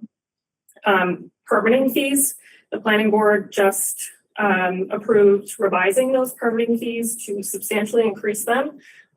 They were only $100 by and large, which basically meant that taxpayers were subsidizing developers going through their permitting processes. So we increased them to try and more adequately capture the cost of permitting, the staff cost, staff time. So we collect permitting fees for planning board, zoning board, and the conservation commission. You all recently approved a local wetlands ordinance that will bring in additional permitting fees as well. It would basically double what the fees are that we're receiving now for conservation. The planning board fees will more than double. It will be a very, very significant difference. Of course, it depends on the size of the development, but to give you some context, the Tasty Top development, the planning board fee was like $100. So that should be higher. it should be much higher, yes. So we have corrected that already, and we'll continue to go back to it as needed. So those are the two direct ways that we bring in revenue. The indirect way is through economic development, and that's where the arts and culture position really comes into play. I would argue, if bear with me, I had written something to President Denham that I would just, I think is helpful for everybody to hear. While some may view this position as non-essential, I would argue that it is especially important during times of fiscal constraint because it directly supports economic activity that generates local receipts, stimulates private investment, and contributes to new growth, helping to reduce pressure on the tax levy. The program director leverages one of Easthampton's most significant competitive advantages, its vibrant arts and cultural community. Through events, public art initiatives, partnerships, marketing, and creative placemaking, the position helps attract visitors, supports local businesses, and encourages spending throughout the city. Reducing or eliminating this position in the programming it supports would risk weakening one of the city's most effective economic development assets. At a time when we should be maximizing opportunities to generate economic activity and attract outside resources, maintaining this capacity is an investment in Easthampton's long-term economic resilience. So basically, if that position were cut, no one else is going to do what she does. I think that's clear. It's a very specific skill set. It's a very specific job description, and it doesn't fall into anybody else's job description. And she is paid out of the general fund, her salary. However, in 2026, she brought in $59,000 in donations, business sponsorships, grants, and fundraising. So almost her entire salary. And that money goes directly back into the community. We're able to pay, so we support, not only are we supporting arts and culture in a philosophical sense, we're literally supporting it financially. When we have an artist that does the boxes out, the electrical boxes outside, or that plays music on the boardwalk, beats on the boardwalk, they get paid an honorarium to do that. And artists often are asked to volunteer their services. And it's important that we support them in other ways than just a pat on the back. And so that's just an example of what that position is able to accomplish for the community, not to mention all of like the touchy-feely good stuff. You know, everybody that went to Sidewalk Strut probably had a great time. It was a family-friendly event, and there's things like that throughout the year that the position does, and they're free to the city and other people to come to. I find that convincing. I mean, I know that like, just, when it comes to, like, arts and culture has been such a, has been just identified in a lot of our official, like, long run planning documents as like a driver for economic development within the city. And so, you know, I'm comfortable with that. I don't know where you guys are. Can you speak to the conservation agent? What specifically? Just impact the city, et cetera. I know we've obviously done a few things recently with the wetlands ordinance, et cetera, but, can you speak to her role and Absolutely. impact? So our conservation agent has dual roles. Her title is more accurately described as like a preservation planner. So she does the conservation agent role where she staffs the Conservation Commission and oversees the enforcement of the wetlands ordinance, and also the state wetlands law. So independent of our local regulations, there's the Wetlands Protection Act, which has permitting requirements that we could ignore, but it would be unlawful to do so. So she oversees that permitting process. That involves meeting with potential applicants, discussing development plans, going on site, inspecting. She will take soil samples to let people know like ahead of time kind of what they're looking at. She goes out during development, after development. So there's a lot of administrative work that goes into the permitting aspect of that. And now with the local wetlands ordinance, that will be increased. However, the revenues will increase as well. The other portion of her job is staffing the Community Preservation Act Committee. And that includes all the correspondence with CPA applicants. There's correspondence ahead of them submitting applications, during the application review process, and then she follows the CPA committee's recommendations through the appropriations process. So she has to attend CPA committee meetings, finance committee meetings, and city council meetings. So a lot of night work. And she is busy every hour of every day with a smile on her face doing it. So she works really, really hard on the behalf of the city. And I think, you know, her 34 hours is probably not enough, but she makes it work. Thank you. Okay. At this point, I think I would be comfortable entertaining a motion. I mean, I just think that for us to have economic growth, you know, for us, let's put it this way, not even talk about economic growth, that's too, for us to have a stable budget going forward, we need new growth.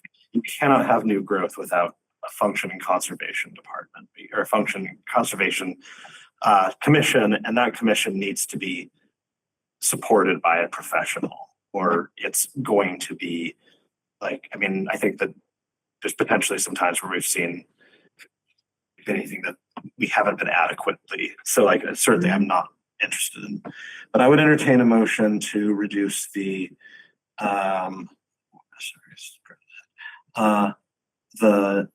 education training line for planning down to $300 and the in-state travel down to $300. So moved. Motion second, all in favor? Aye. Thank you. Thank you. Building operations does not include any education, training, or in-state travel. So I think we're done with general government. If you're in general government and you'd like to go home, feel free.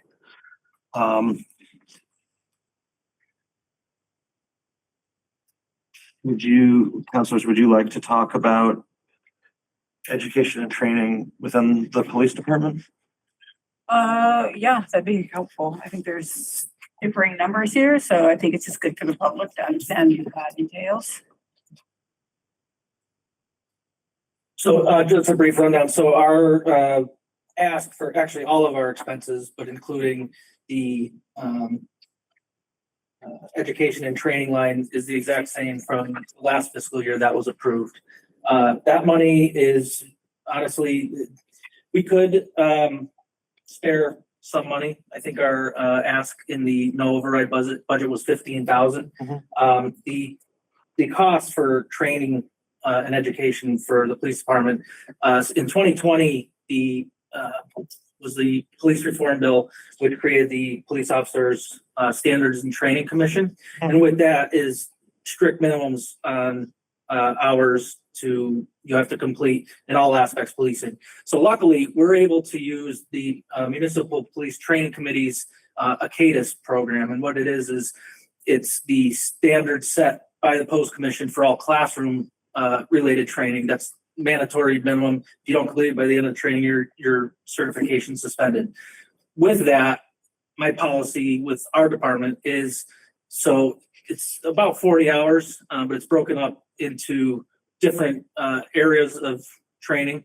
So say like legal updates, and that's 6 hours long, but I think there was 8 modules. So they're like 40 minutes to an hour per module. So officers have to complete all that training when they're on duty, already being paid. So there's no overtime paid, no cost for that. Where the costs come in, and there's a lot of unknowns, we have things that annually we have to recertify things like CPR and first responder, defensive tactics, less lethal munitions like our tasers. Big one is our firearms. So that with the police reform bill, we have to, all officers have to qualify 2 times per training year. They're strict. It has to be at least 6 months apart. There's certain limitations.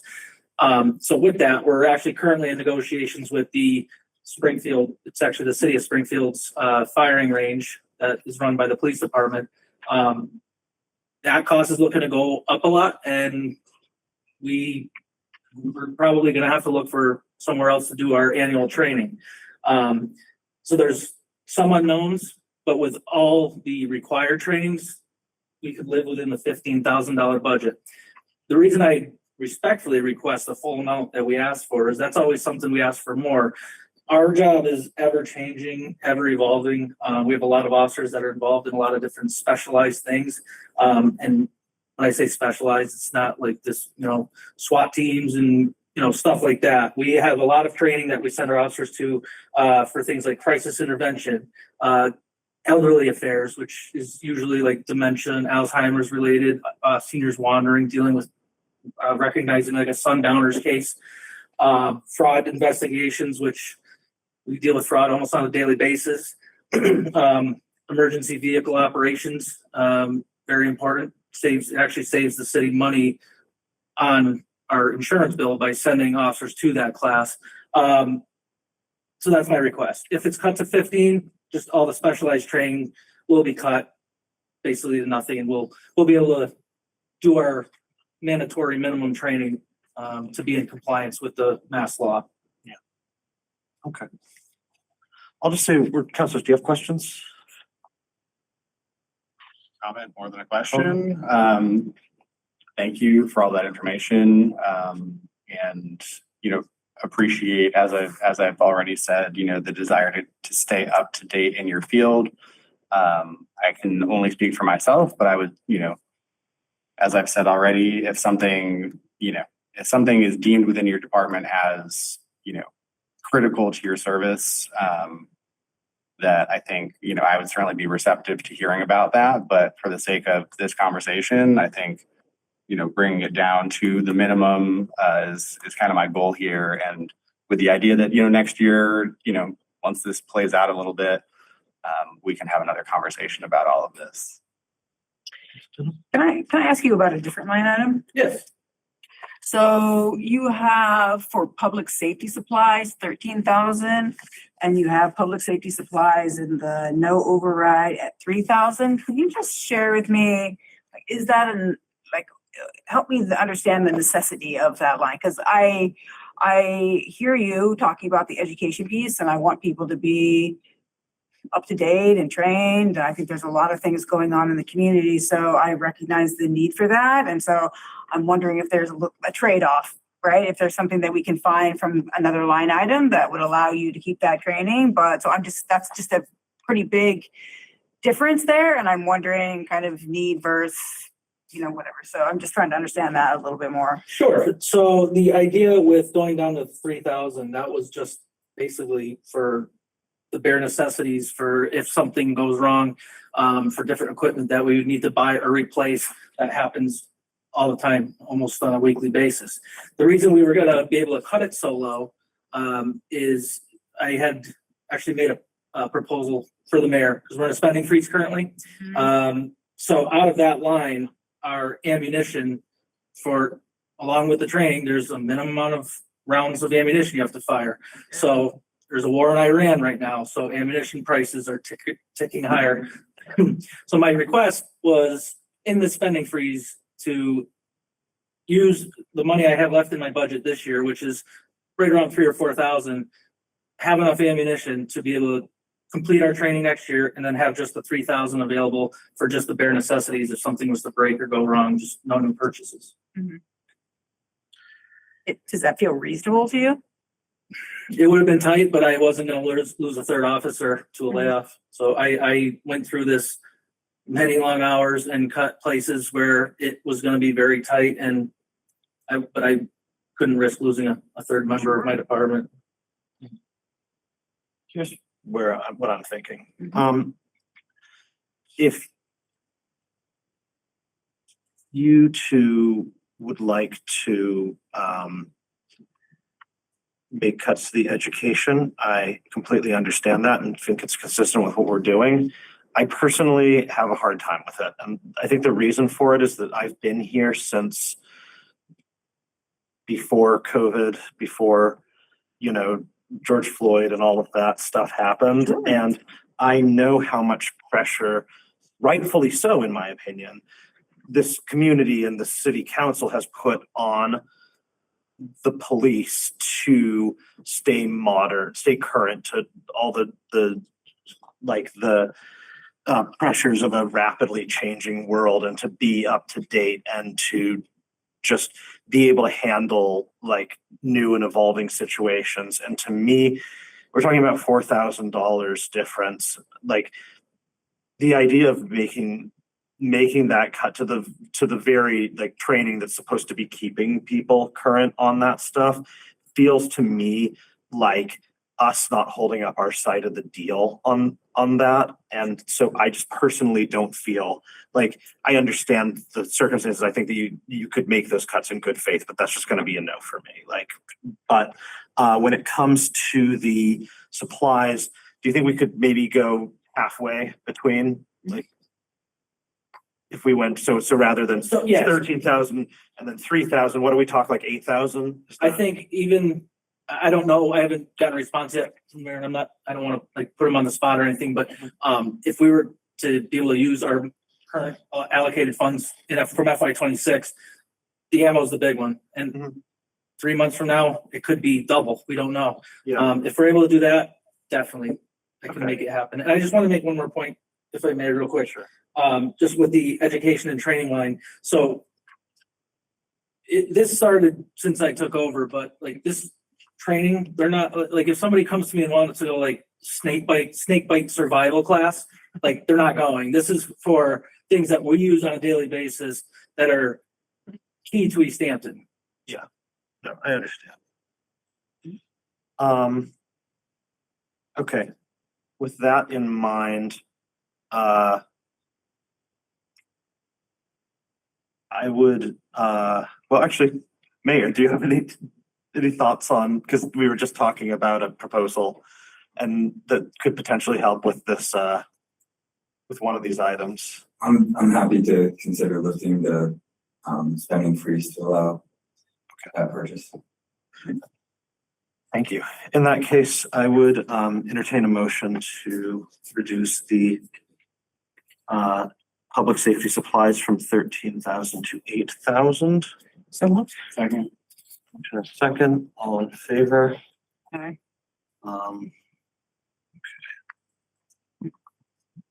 And then if you want to make any further motions, go for it, but that's where I am. Yeah, no, I agree with the education and training piece. So that's why I was just looking for someplace else. Okay. Thanks for pointing that out. I think that's a good one. I don't have any further questions for the police. Do you, either of you? But I think we have dispatch next, so I don't, So, I'm out of order at crossing guards, animal control, dispatch. So, I don't know if the dispatch supervisor's online because she can speak much clearer to the training. Essentially, all their training is what's required to maintain their certifications. So I know like APCO is one. I don't know the exact number of hours, but each dispatcher has to keep up with trainings, and certain ones, they can't take a day and not answer the phones. Like my officers can find a way to squeeze in, and half hour here, hour there. So they have to be excused from work and they have to be sent to do a lot of this training. And again, their budget was asked the same line from the previous year. Yeah. And I see that it doesn't vary between the override and the no override budgets. So it's all the required training so to that's maintain their job. yeah. I'm comfortable moving forward.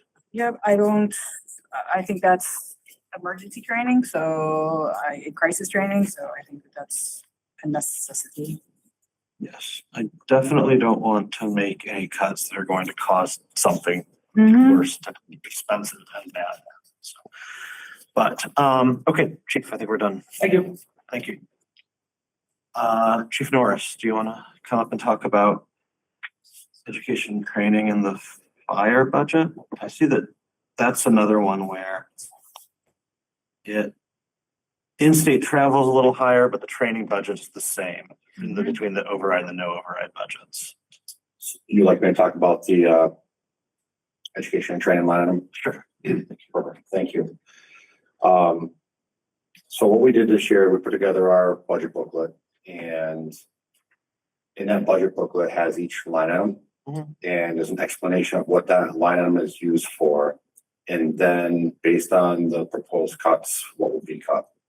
When you look at our budget booklet, the education and training line item, that's a contractual requirement based on the firefighters union contract, that if they're going to complete any classes for their bachelor's degree only, that they're reimbursed 50% of the tuition costs for that.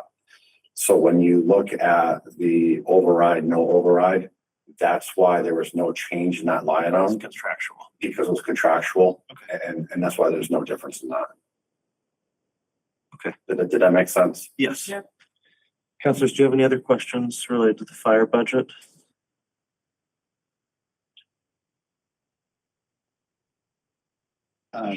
Obviously we're talking about, we've been talking about in-state travel some as well. There is, cut between the two budgets to that amount. So not contractual, but could you just describe the impact of that a little bit? Yeah, absolutely. Thank you. So let me talk about both those line items, the in-state travel, in regards to what the purpose of that is.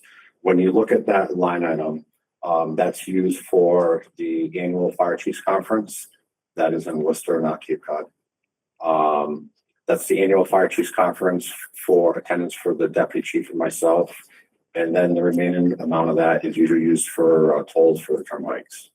When you look at a couple things impacting the fire service, number one, the main fire academy for this state is out in Stowe, Massachusetts. So to get there, it's traveling back and forth on the Mass Pike.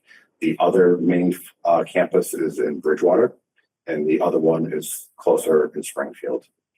The other component with the travel is I heard a lot of conversations over the past few months with the override about advocacy at the state level for legislative support, financial support for the community. With that being said, over the past couple of years, I've taken on different roles in the State Fire Chiefs Association. I currently just got sworn in as the first vice president of State Fire Chiefs. Next May of 2027, I'll be sworn as the president of State Fire Chiefs. I share that with you only in terms of talking about advocacy for public safety and specifically fire and EMS. I've been to the State House more than a dozen times in the last years, advocating for this community, specifically for grant funding and what's the return on investment for that. Just this past year, we were able to meet with the governor and her cabinet multiple times, and we got reauthorized the state equipment grant through the Department of Fire Services. And last month, we were awarded $19,000 in state grants for equipment purchases. That was done through that advocacy. The second component, when you look at that and return on investments and value it brings back to Easthampton, people are asking about, again, local financial impacts for the community. In my position, I was able to advocate for earmarks based on capital projects we have in our capital plan.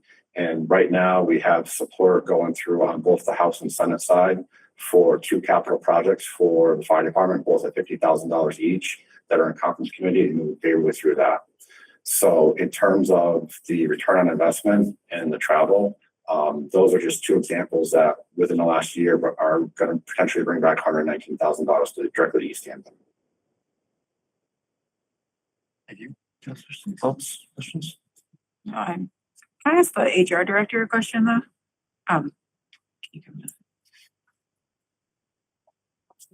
Sorry, I could ask you, Chief, but I just want to ask a question about incentives. Historically, so I was kind of looking through the law, right? Did incentives at one point used to be the municipality paid 50% and then the state paid 50%? For education? No, for incentives. I can speak to I was gonna say, I honestly, I'm sorry, I do not know on that. Okay. So we might be able to, we can tag team that. I'll start off. Yeah. When you look at the state, you're talking about the Quinn Bill on the police side, and I'll absolutely defer to Chief Alexander, but that Fire changed. and police and fire. I just remembered because he was here, but I was So looking it up. historically, the state for the fire and EMS services has never paid any percentage for any educational incentives. That was done through the Quinn Bill, and that was police only. And I'm going to throw out a guess there. I think that law changed back in 2012, but I'll be corrected if I misspoke. It was at least 20. So the incentive, it was, I believe, a senator with the last name Quinn Beck. I think it was in the 80s. It was his bill, and it was an education incentive. So the point is to hire and reward officers based on their degree. The law stayed on the books until it was, I think, during Mayor Cadger's term. The state kept it on the books, stopped funding it. So then under Mayor Cadger, just rewrote it to be an incentive program just for the city of Easthampton. And then I don't know the fire when I don't know that part, but I was curious. I came across it because I think you had mentioned it in a meeting about that. And so I looked it up, and at one point the state had paid 50% of that. And then, so I think it's just, I'm not saying that anything has to be done. I'm just trying to understand, but it seems like when we look at all of these various things, the state says, oh, we're going to compensate or we're going to do this. And then they stop doing that. And then the city is kind of on the hook for paying for that. Right. And so it just, over time, it starts to add up, right? Particularly as firefighters and police officers take advantage of that, rightfully so. And it felt like a partnership with the city or the state, and then all of a sudden they kind of backed out, right? And so because more and more people are taking advantage of it, rightfully so. I was just trying to understand the historical piece of that. Thank you, all three of you for that. Yeah. Let me ask a follow-up question to that.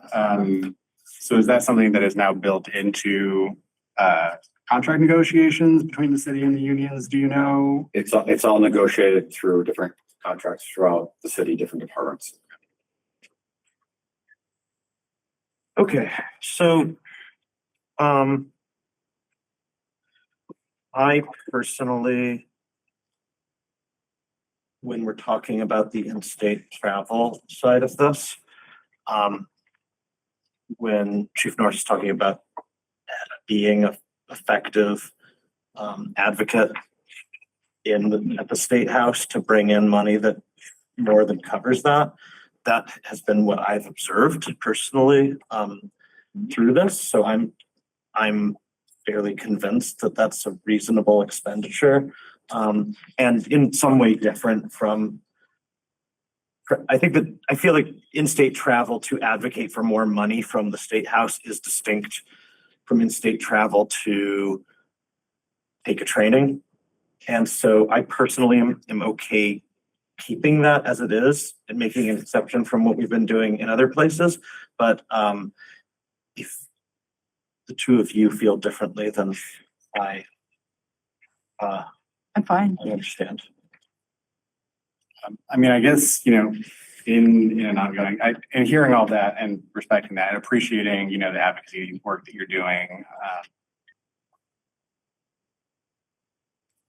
I'm here to kind of look for consistency, and, you know, I know through talking through this, I've put the ask on other department heads to step up and pay for some of the things that they think are important, but are not absolutely critical to the, to their, you know, being in the position. And so I would certainly, you know, welcome the continued advocacy, and next year is another year to look at and discuss these things. But for the sake of this year, I would certainly be willing to make a motion to bring us down to the without the override amount, or whatever that's worth. Do we have a second? So which number are we looking at? I just want to make sure. Maybe 2,000 to 1,000 For the travel. So may I ask a question, Madam? Is there any leeway in another item? Unfortunately, no. So we have a motion on the table. Do we have a second?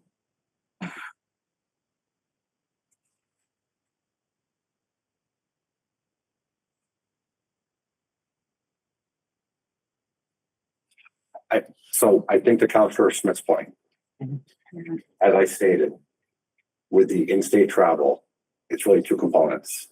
It's the Fire Chiefs Conference in Worcester, and it's travel. With the conference, that was for the annual conference in Worcester. I say that jokingly because it is in Worcester. I love it. I love the word Worcester all of a sudden for the first time in my whole life. It is in Worcester. And, you know, again, looking and listening to everything, and trying to be consistent across the board, looking at taking that out for next year, I think is,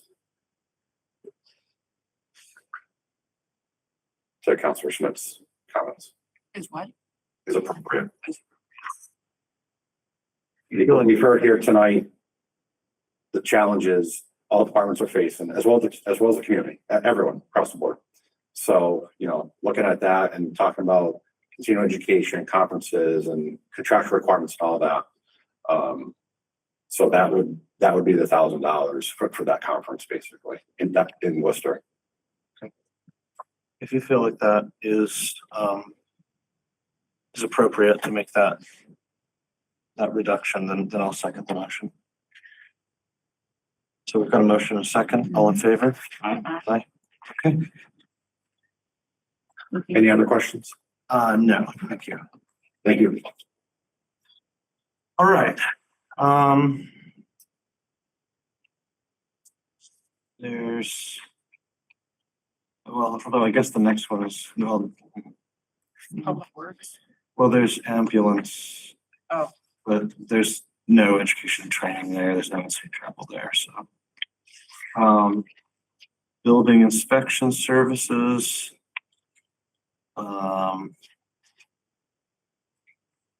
Has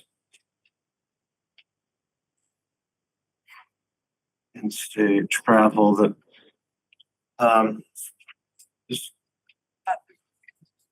If I remember correctly, we reduced his salary, is that correct? mm-hmm. Yeah, so I don't feel the need to. Okay. And we can move past education. Yeah. And so let's talk public works. Director Nuttleman, are you on the line? Yes, I'm here. Good evening, everyone. I don't know, somebody turn the volume way up or your mic is really strong. That was like very powerful. Hi. Okay, so when we're talking about, I'll take the first question if that's okay with everybody. So when we were, when I was looking at some of the proposed budget, that you, had, set up for the yes and the no situation. One of the things that was different, was that you had proposed, reducing the hours of the sustainability coordinator and then covering the remainder of that salary with a grant, which would allow us to still get some benefits from that, but we'd be sharing that individual with some other communities. Did I understand that correctly, the proposal? Yeah, that's a fairly accurate description of that. We had a vacancy in the energy advocate role that was created about a couple months ago, and held off on filling that role in hopes that we could backfill our full-time sustainability coordinator hours should they need to be cut with a failure of the override. Okay. I think that for me, this is, and actually, I think Director Nuttleman, it's a credit to your creativity here, that I think there's a few places here where you had made some cuts that I think are clever and that could potentially make sense fiscally. And this is one of them. I think that especially, I don't want to reduce this position entirely, but I do think that, particularly in this climate, I think that it does make sense that if we could do something like that to reduce the spending on that in the short term, I personally think that is a sensible thing that would allow us to continue to have access to that expertise, but in a reduced capacity in the short term. And then, if the sort of environment shifts and we find ourselves in a place where we feel like we need to bring that person back as a full-time, that's always an option. So that is one thing that I'd like to propose. Councilors or Director Nuttleman or councilors, does anyone have any thoughts on that? Thank you. I think that makes sense. I do have one question, which is, so if we would be seeking grant funding for this position as it becomes shared across communities, is there a particular time frame that we would sort of be locked into that for? Or is it kind of a yearly thing at will? Do you know, Director Nuttleman? So we currently have the grant funding for the energy advocate role, and I believe that was a 3-year grant program, and we're going to be coming into year 2 of that. Okay. I think that makes sense. So I would entertain a motion to reduce the sustainability coordinator position from $52,762.05 to $31,036.50. So moved. Second. Motion a second. All in favor? Aye. Okay. Now I want to talk about just education and training a little bit. In the administration side, in the override budget, you have $1,200 for education and training and $1,000 for in-state travel. Both of those fall to $500 in the no override budget. Do you believe that with $500, everyone would be able to maintain their various licenses and certifications and whatnot for the year? Yeah, I mean, it's not going to make it easier, but with the change in the sustainability coordinator role, some of that additional funding I had asked for was to support that person's activities. So, I mean, one of the funny things about my job is it's the DPW, right? I'm never going to have enough money to do everything that we need to do in the city in a year. So we're very good at making do with what we have.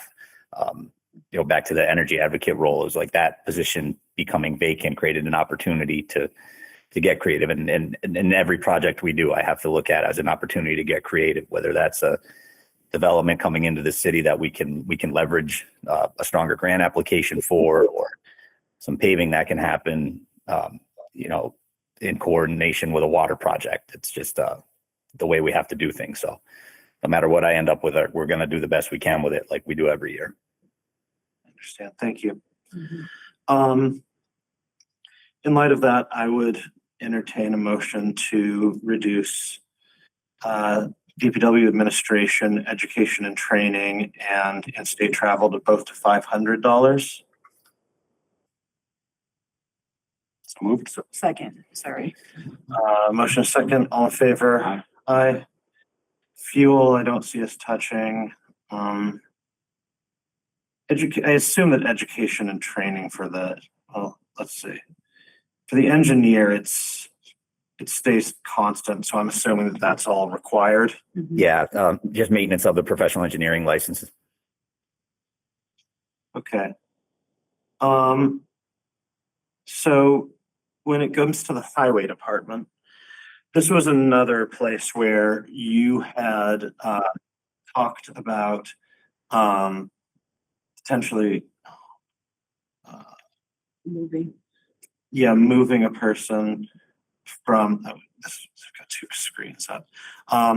Moving a person from highway to wastewater. And that while that would be a challenge for highway, that wastewater is currently also kind of understaffed. So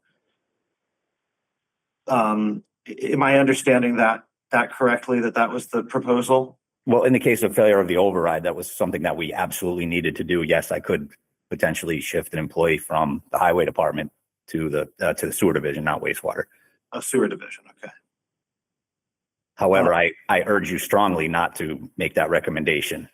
I have a fairly thin crew of staff over there that have a lot of work to do, and taking someone out of there isn't going to make anybody's life easier or help us provide the services that the people of Easthampton have voted to maintain.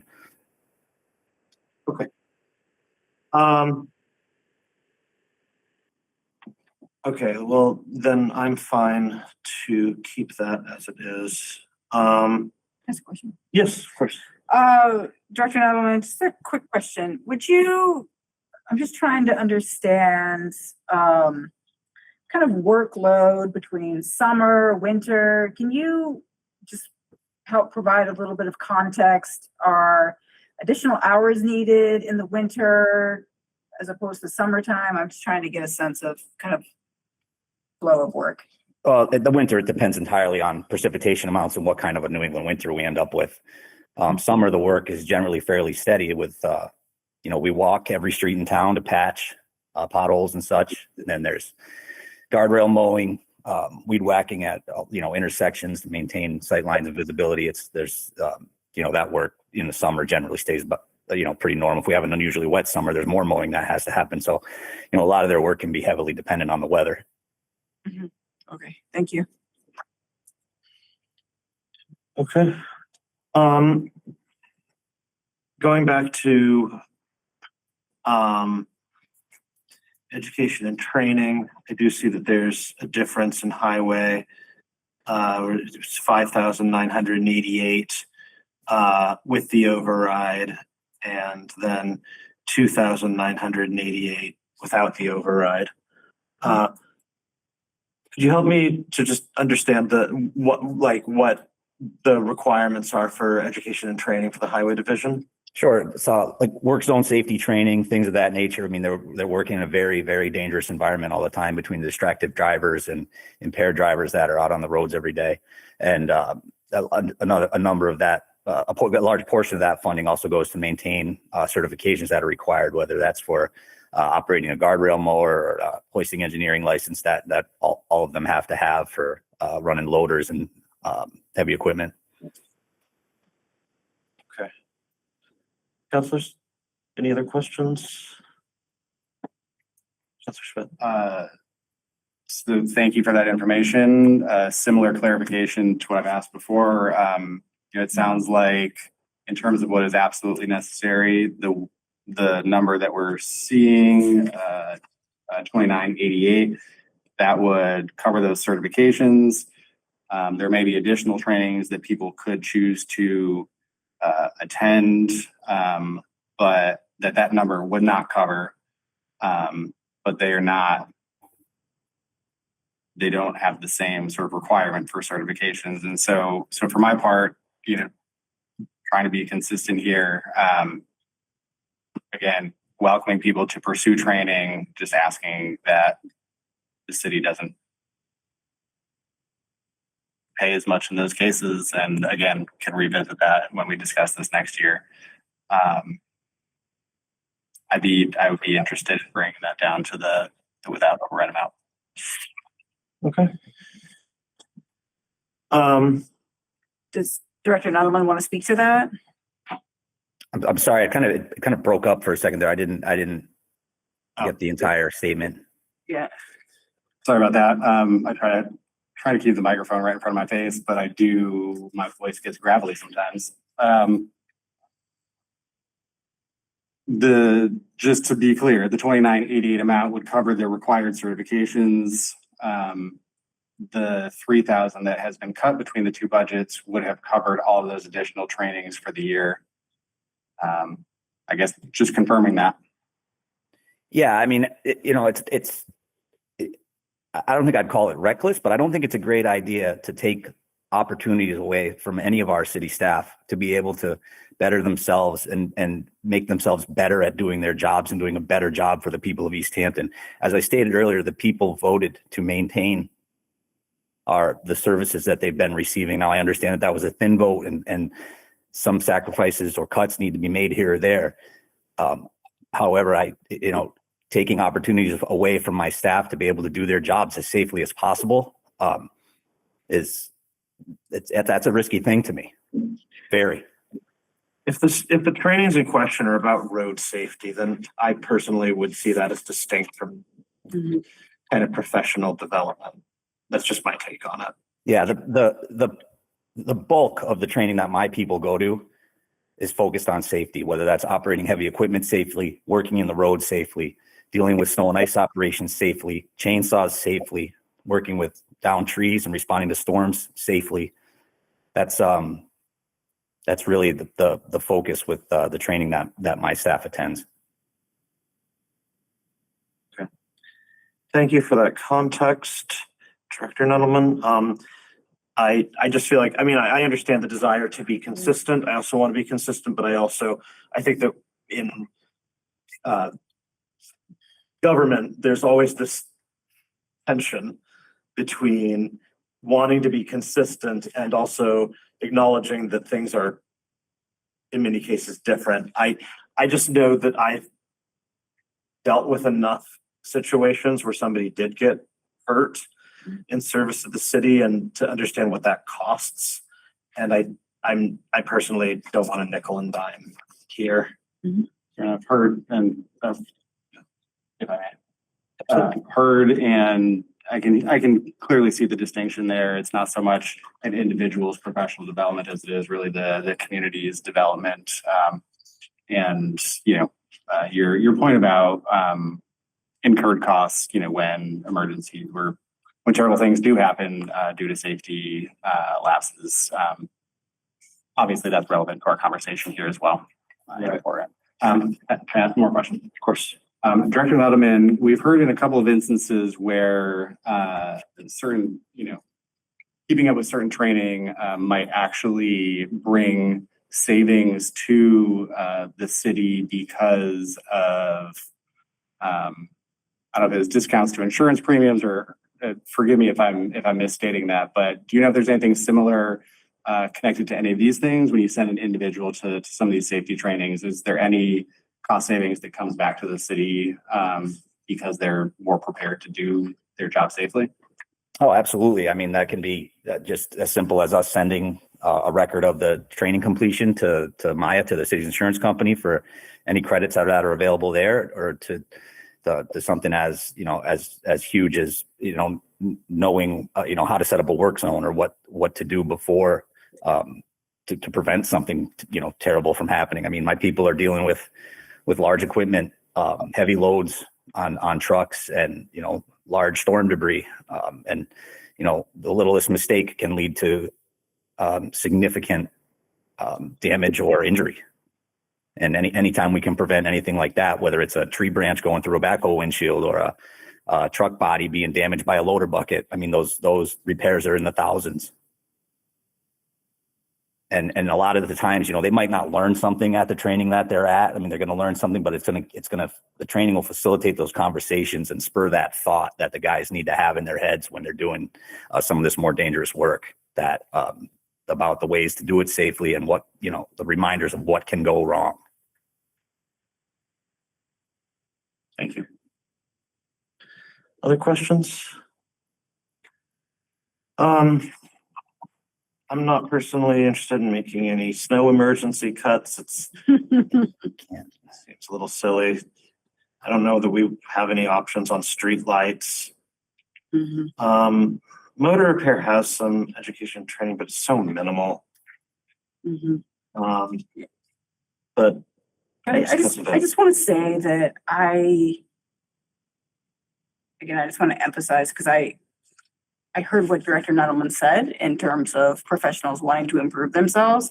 And this is incredibly difficult to sit here and, as an educator, to go through this and question people's ability to try to make themselves better. So I just want to acknowledge that.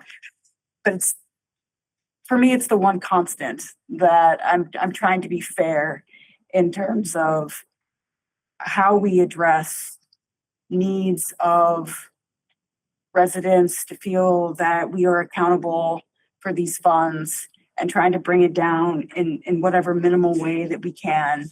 But you know, I just want to acknowledge that I heard what he just said. And again, I wish we were in a very different situation. This is incredibly difficult. Again, I don't think that we have time to talk about some of the structural things that are challenging by the budget. But I just want to acknowledge that I heard what Director Nuttleman said. Okay, I agree. I feel like a lot of these other items, traffic, recycling, trash, landfill, I don't have any questions about.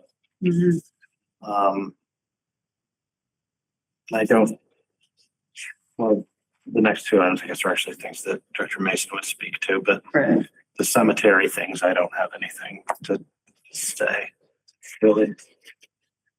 We can see about the tree warden, so I guess we can jump to human services. And I guess the first part is the health department. So do we have any questions for the health department? I do have a question, actually. I'm really trying to understand. In the last 2 weeks, I've been trying to understand, because it's been mentioned, et cetera, this shared services that we have access to with, it's a grant that's like, I forget what it is, like the Hampshire Public Health Shared Services Grant. And I'm trying to understand why we don't use some of those services, why we don't use them. And so, for example, we have 2 inspectors, but the way that it is written, we really only have to have the 1 inspector, but we chose to hire a 2nd inspector, but we could have been using the shared safety personnel from Northampton. So I'm trying to understand why the city made that decision to go in that direction when that could have been salary savings, it could have been healthcare savings, et cetera. So I'm just trying to wrap my head around that. Yeah, no, that's a fair question. And the city did utilize shared services back when we had 1 inspector. We utilized the 2 Northampton inspectors. meeting with, the previous mayor and the mayor's assistant, we decided it'd be better, instead of having a health agent, to have 2 health inspectors. And then it would, 1, be consistency for all the establishments that we permit in Easthampton. 2, there'd be better follow-up. And 3, would meet all the state minimum requirements. With the shared services, at the time, they were only doing food inspections. We weren't meeting all our requirement food inspections. There were some food inspections that, were a year overdue on their state requirements, 6-month inspections. And then I don't quite understand how the shared services worked, but the follow-up on the inspections wasn't where we have it now. There'd be an inspection, there'd be multiple critical violations, and then it would just be a routine inspection in 6 months. What we do now with the 2 inspectors is we're able to see every violation through. We have our restaurants that are on multiple that have many violations. We move them up to a 3-month list to ensure that the violations are corrected in a timely manner. So we're meeting all our inspection requirements with 2 inspectors. We're setting expectations with our food establishments. It's not a different person coming in every single time, and we're able to follow through on ensuring that violations get corrected and the public health is protected. So I think having the 2 city Easthampton local inspectors has been a huge benefit for us, and we've increased our compliance rate and we've increased our number of inspections we've done. So sorry to keep going on, but I think the shared services was good. It checks the boxes. It got the bare minimum done. It didn't go past that. Similar to what we're experiencing right now, we're utilizing shared services for our nursing, all our nursing requirements. It's able to somewhat meet the minimum state requirements, but it can't go above and beyond that. Yeah, okay. No, it's very helpful. Like I said, we're in such a financial crunch of just trying to make sure that we utilize as much as the state resources that we have to be able to kind of get through the situation that we're in, so. Thank you. Quick follow-up question. I just want to make sure I heard correctly. It sounds like we, at the time that we brought on the second inspector, there was a position removed as well to match that, the health agent. Did I hear that right? Yeah, so there was a health agent position. It was a higher level grade, it was a higher pay, and it was lowered. It was changed into 2 separate health inspectors at a different pay scale, a lower pay scale. Just to clarify, but the health agent, they also were able to do inspections, correct? Yes. Yeah, okay. I just want to make sure I understood that. Okay. We've been talking about education and training. I do see that there's a difference of about $1,000 in education and training in the health budget, and in terms of in-state travel, difference of about $300. What makes up that difference? Clarify the question. What do you mean?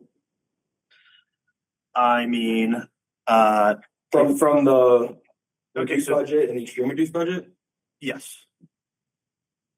Yeah, we have the override budget, the no override budget.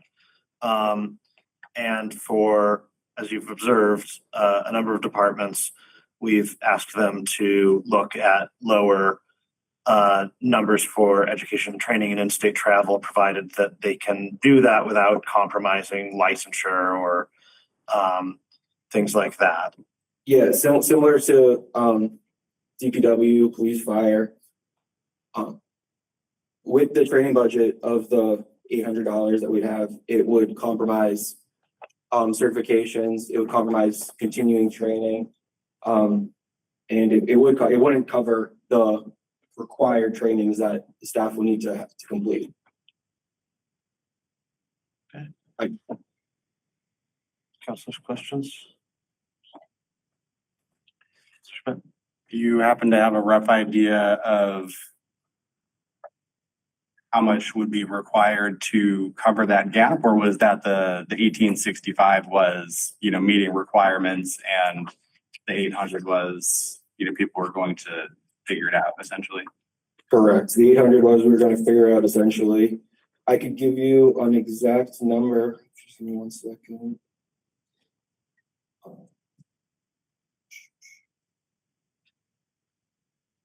So are these trainings on the Cape? What's your? No, actually, our trainings are in Springfield. So they're the closest ones. It's once a year. The training is, it's a yearly conference on updates, you know, food, septic, housing. It's $400 a year. And then, so we would have one of the 3 of the inspectors, myself and the 2 inspectors would go. And then, you know, I also have to get, one of the inspectors has to become a soil evaluator for Title V, any septic inspections that we have that need a variance approval. And then there's some other state minimum requirements that we don't have that we need to have. Both the health inspectors that are currently working have only been as health inspectors for a year. They're still working on their trainings. They're still working on their certifications. We don't have a lead determinator. It's something we can use shared services for. But there's a wait time for it. It'd be much easier if we were able to go out and do it, as well as we don't have a certified pool operator for doing our pool inspections. So it does put the city at risk when we have when we go and we permit the city pool. And if something was to happen, we don't have there's training that the inspectors need to be efficient at their jobs. I understand with the budget crisis we're in, but yeah, it's a difficult situation to be in. I think personally, I'm okay leaving this as is, particularly in just given the context that we do have new staff who are going to need to pick up new things that they don't currently have, for us to be in compliance. I don't want to put us in a position where we can't be in compliance. And in the long run, it will be cheaper than having to hire professional services to fill these gaps. Thank you. Similar to a question I asked to the DBW director, do you know if there are like specific savings that we might be receiving as a city due to some of these trainings and people being better able to keep the community safe, you know, be it from insurance or whatnot? I don't know through insurance, but I just know through having it outsourced to professional services would be savings to the city. Makes sense. One last thing, you know, we talk about all this in the context as well of the fact that there are 2 empty positions in this particular department, which is obviously a significant impact on the work that they're doing. So just want to recognize that as well. And that being said, just to go back to the shared services, it's a difficult spot to ask shared services for more when we don't have a nurse right now, and we're using shared services to replace that position, which isn't quite the intent of shared services. Councilors, questions? I'm comfortable moving on, but if anyone wants to make any motions. No? Okay. Thank you, Ryan. Okay, Council on Aging. Any questions for the Council on Aging Director? I don't have any. In-state travel is already cut. We've heard in our hearing, oh, I'm sorry. Go ahead. So obviously nothing we got there. And, you know, as we heard in our other hearings, you know, we're already relying to some extent on, you know, grant funding to cover some of these services. And so anything that we take further out of that is just further limiting the amount of money that is going back to helping and contributing to the lives of the people using this part of our city. So, yeah, I think that. No, go ahead. Finish your statement. I think I'm really reluctant to make any reductions with the Council on Aging budget, in particular because we do know that some of the folks who are going to be hit the hardest by the override are going to be people who they might have wealth in the form of their house, but they don't have a lot of annual income. Those are almost overwhelmingly also, there's seniors. And so I anticipate that there's going to be potentially, as a result of this development, there's potentially going to be more people who are going to be seeking help with these things. And so the idea of making any reductions that would reduce the ability of the council on aging to provide that help feels unfair. Actually, if I can, I fully agree. Also, I feel the same way about veteran services as I do the library. So I feel comfortable moving. To culture and recreation. Yep. That's I'm fine moving past. Yes. I do just want to ask one question, which is, as I was looking back at the veteran services budget, just noting the in-state travel of 2,300 versus, that was cut entirely out of the second budget. And I don't know if either of you remember to speak, or if Agent Garrick is on the line to remind me, but was feeling curious about that just because of a significant number against, education and training, which is only 400. It's just kind of an anomaly from what we've been looking at. There. I believe that the veterans agent was planning on internalizing that cost for himself, and that was a sacrifice that he was planning on making just out of his own pocket. I think he does site visits and visits to homes, and as I remember, and so I think that was going to be largely coming out of his own pocket, because I think he has to do outreach. That's what I'm looking for, outreach. Yeah, his personal vehicle. That's what I recall as well. It's coming back to me as we were talking. Yeah, we've been drinking from a fire hose for the last couple of weeks. So yeah, all right. So again, library, I don't have any notes. I don't want to make Councilor Schmidt go hide in the other room. So let's move on to parks. Director Mason, are you on the line?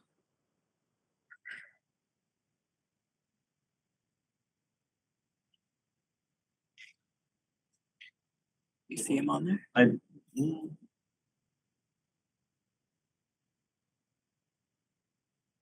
No. Well, if we're just continuing through our education and training, there isn't anything for education training or in-state travel in the parks budget. I do have a question, if I can. Sure. I know that this is something that I've heard that the city of Northampton does, but in the winter months, the park staff shifts over to DPW.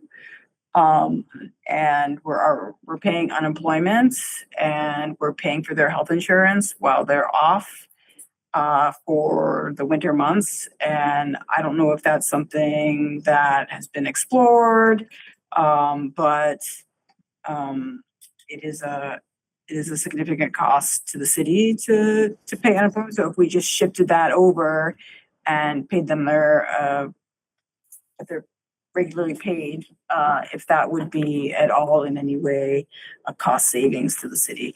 It doesn't have to be answered right now. I'm just asking the question as something structural kind of question. But Greg Nettleman is. Director Nettleman. Yeah, I can speak to that briefly. They are in separate unions, and the qualifications to be in the DPW are significantly stronger than Parks Department maintenance staff, in that my guys have to have CDLs, hoisting licenses, and they're in their own labor union. Mhm. So it'd be not something that couldn't be done. It just could, it would be somewhat challenging in that respect. Yep, no, that's very helpful. Thank you. Yeah. Like I said, other cities were doing it, so I was just trying to understand the rationale. I think that there's a lot of things that have come up in this that like, I don't think we can Mhm. implement as part of the budget process, Yep. but that I think, would be interesting things, you know, is there work Mhm. that happens in the winter that could be done with the less licensure to support the efforts of the DPW? It's something, I think that's interesting, but it's probably not something that we can implement tonight. Nope. But Again, I just do think part of it's the an salaries. interesting, yeah. Recreation has in-state travel, but I think that's just people using their personal vehicles. That's John using John. his Yeah, vehicle. so I'm fine, and he's not here. I will say, I'm not sure why we don't use a parks vehicle for that, but he's not here to answer that question, so. And I will say, I mean, you know, one thing that I've consistently asked some folks is to pay for some of these things, when the city can't. And, I certainly wouldn't want to get rid of that line altogether. And I heard, I think when he was speaking to this matter, yeah, I think I heard some of, you know, what he felt about, not having access to a city vehicle for those purposes. If there's support within the committee, I would be interested in taking a similar approach, you know, especially looking at that the primary impact is on a department head, and, you know, just noting the means that sometimes comes with. I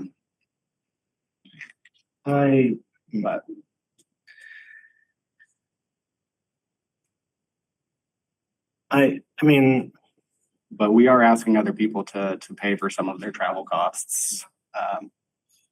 Granted, you know, now that I've said that, one difference, I'll just play devil's advocate for myself for a second. Those things were above and beyond, whereas this is relevant to his day-to-day job. that's the thing that to me is the sticking point to it, is that if this was him saying, hey, I want to go and I want to do this other stuff to further my career and enrich myself, and I do see that as functionally different from saying, I need to make a lot of trips to and from these various sites, many of which are managed, frankly, because we asked him to. And so I do feel like, you know, is the way that we have it set up right now the best possible way? I have no idea, but like, I am nervous to make, but I would also just say that I really appreciate everyone that came out. Just going forward, I do think like it's kind of a bummer when there's questions I think I know the answer to, but it would be great to have the director on the line for that. But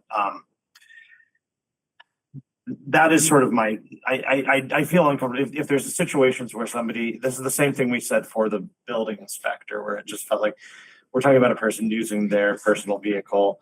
You know, my job, if I'm using my personal vehicle to do a lot of travel, I'm reimbursed for that. I don't feel like that's necessarily unfair. And when it's in the course of your day-to-day duty, it doesn't really feel like something we can just say, hey, don't do that as much. Like, what's he gonna do, take a bike? So I guess he could. Anyway, I'm comfortable moving on. I don't have any plans to make any reductions to debt and interest. I don't think we can. Unclassified. Mayor Derby, do you have anything to talk about with the unclassified? I know that there's some things that are kind of in evolving situations, so I don't know if there's. I think what you have should be representative. Okay. I don't think that there's anything here that we can actually even legally touch. CPA is an enterprise. I don't have any further cuts, I guess is what I'm saying. CPA is CPA. The cuts that we talked about tonight, all put together, would be $53,870.55. That's not in the scheme of a $6.9 million override. That's not a lot, but it's not nothing either. So I mean, real quick, just noticing people getting up, before we lose the HR director, there was one other thing that I wanted to potentially just put on the table, and I feel like you might have relevant information to it. If I may. Go ahead. One thing that I brought up at our previous meeting that we discussed some of these things was the way that the longevity benefits were handled in the creation of the budget. I don't remember if they were cut in the with override. I think we had reduced it to 250 for all.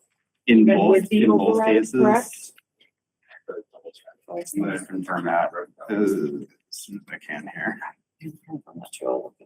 But my point being, while we try to get to that information, I feel like the way that it's been handled kind of loses sight of what a longevity benefit is doing, in that we're essentially providing one for everybody who's hit that lowest threshold. And I recognize that, you know, from the council's perspective, within the confines of what we can actually do here tonight, there's little, I think we're kind of restricted in the way that we could approach this. And the only way that I've been able to really think about it, making any changes, is to say, you know, we're going to decrease everybody's by a certain amount. And because a lot are already set to the 250, I think we'd have to take whatever the highest benefit is. And we didn't touch them. Yeah, in the no override budget, the Longevity stayed the same. Longevity stays the same. Okay. So we didn't touch longevity. Okay. Perfect. I have a question, you might want to stay. Sure. Yeah, I just have a question, not related to this though, but so is there a difference between department heads who have a pay plan and department heads who do not have a pay plan? And did they get, people who didn't have a pay plan, did they get raises? So the only department heads that are not pay plan are the contracted ones, so the chiefs and the deputy chiefs. And superintendent. Otherwise, all other department heads are part of pay plan and they did not get raises no matter whether there was an override or not. I'm just trying to understand. It's hard to tell in the, I know. they're just numbers. Yeah. And so No, we I made just sure wanna no make matter sure. what, that they stayed the same this year, stagnant. Any further questions for the city employees? Or for the mayor or the? I have none. That's all that I've got. Okay, so these are the cuts that I'll send this along to Hadel. Or Hadel, you're listening in, so you got that. And Hadel, let me know if you have any further, yes. What was the dollar amount you have? $53,870.55, and I can send you my spreadsheet once I've logged off.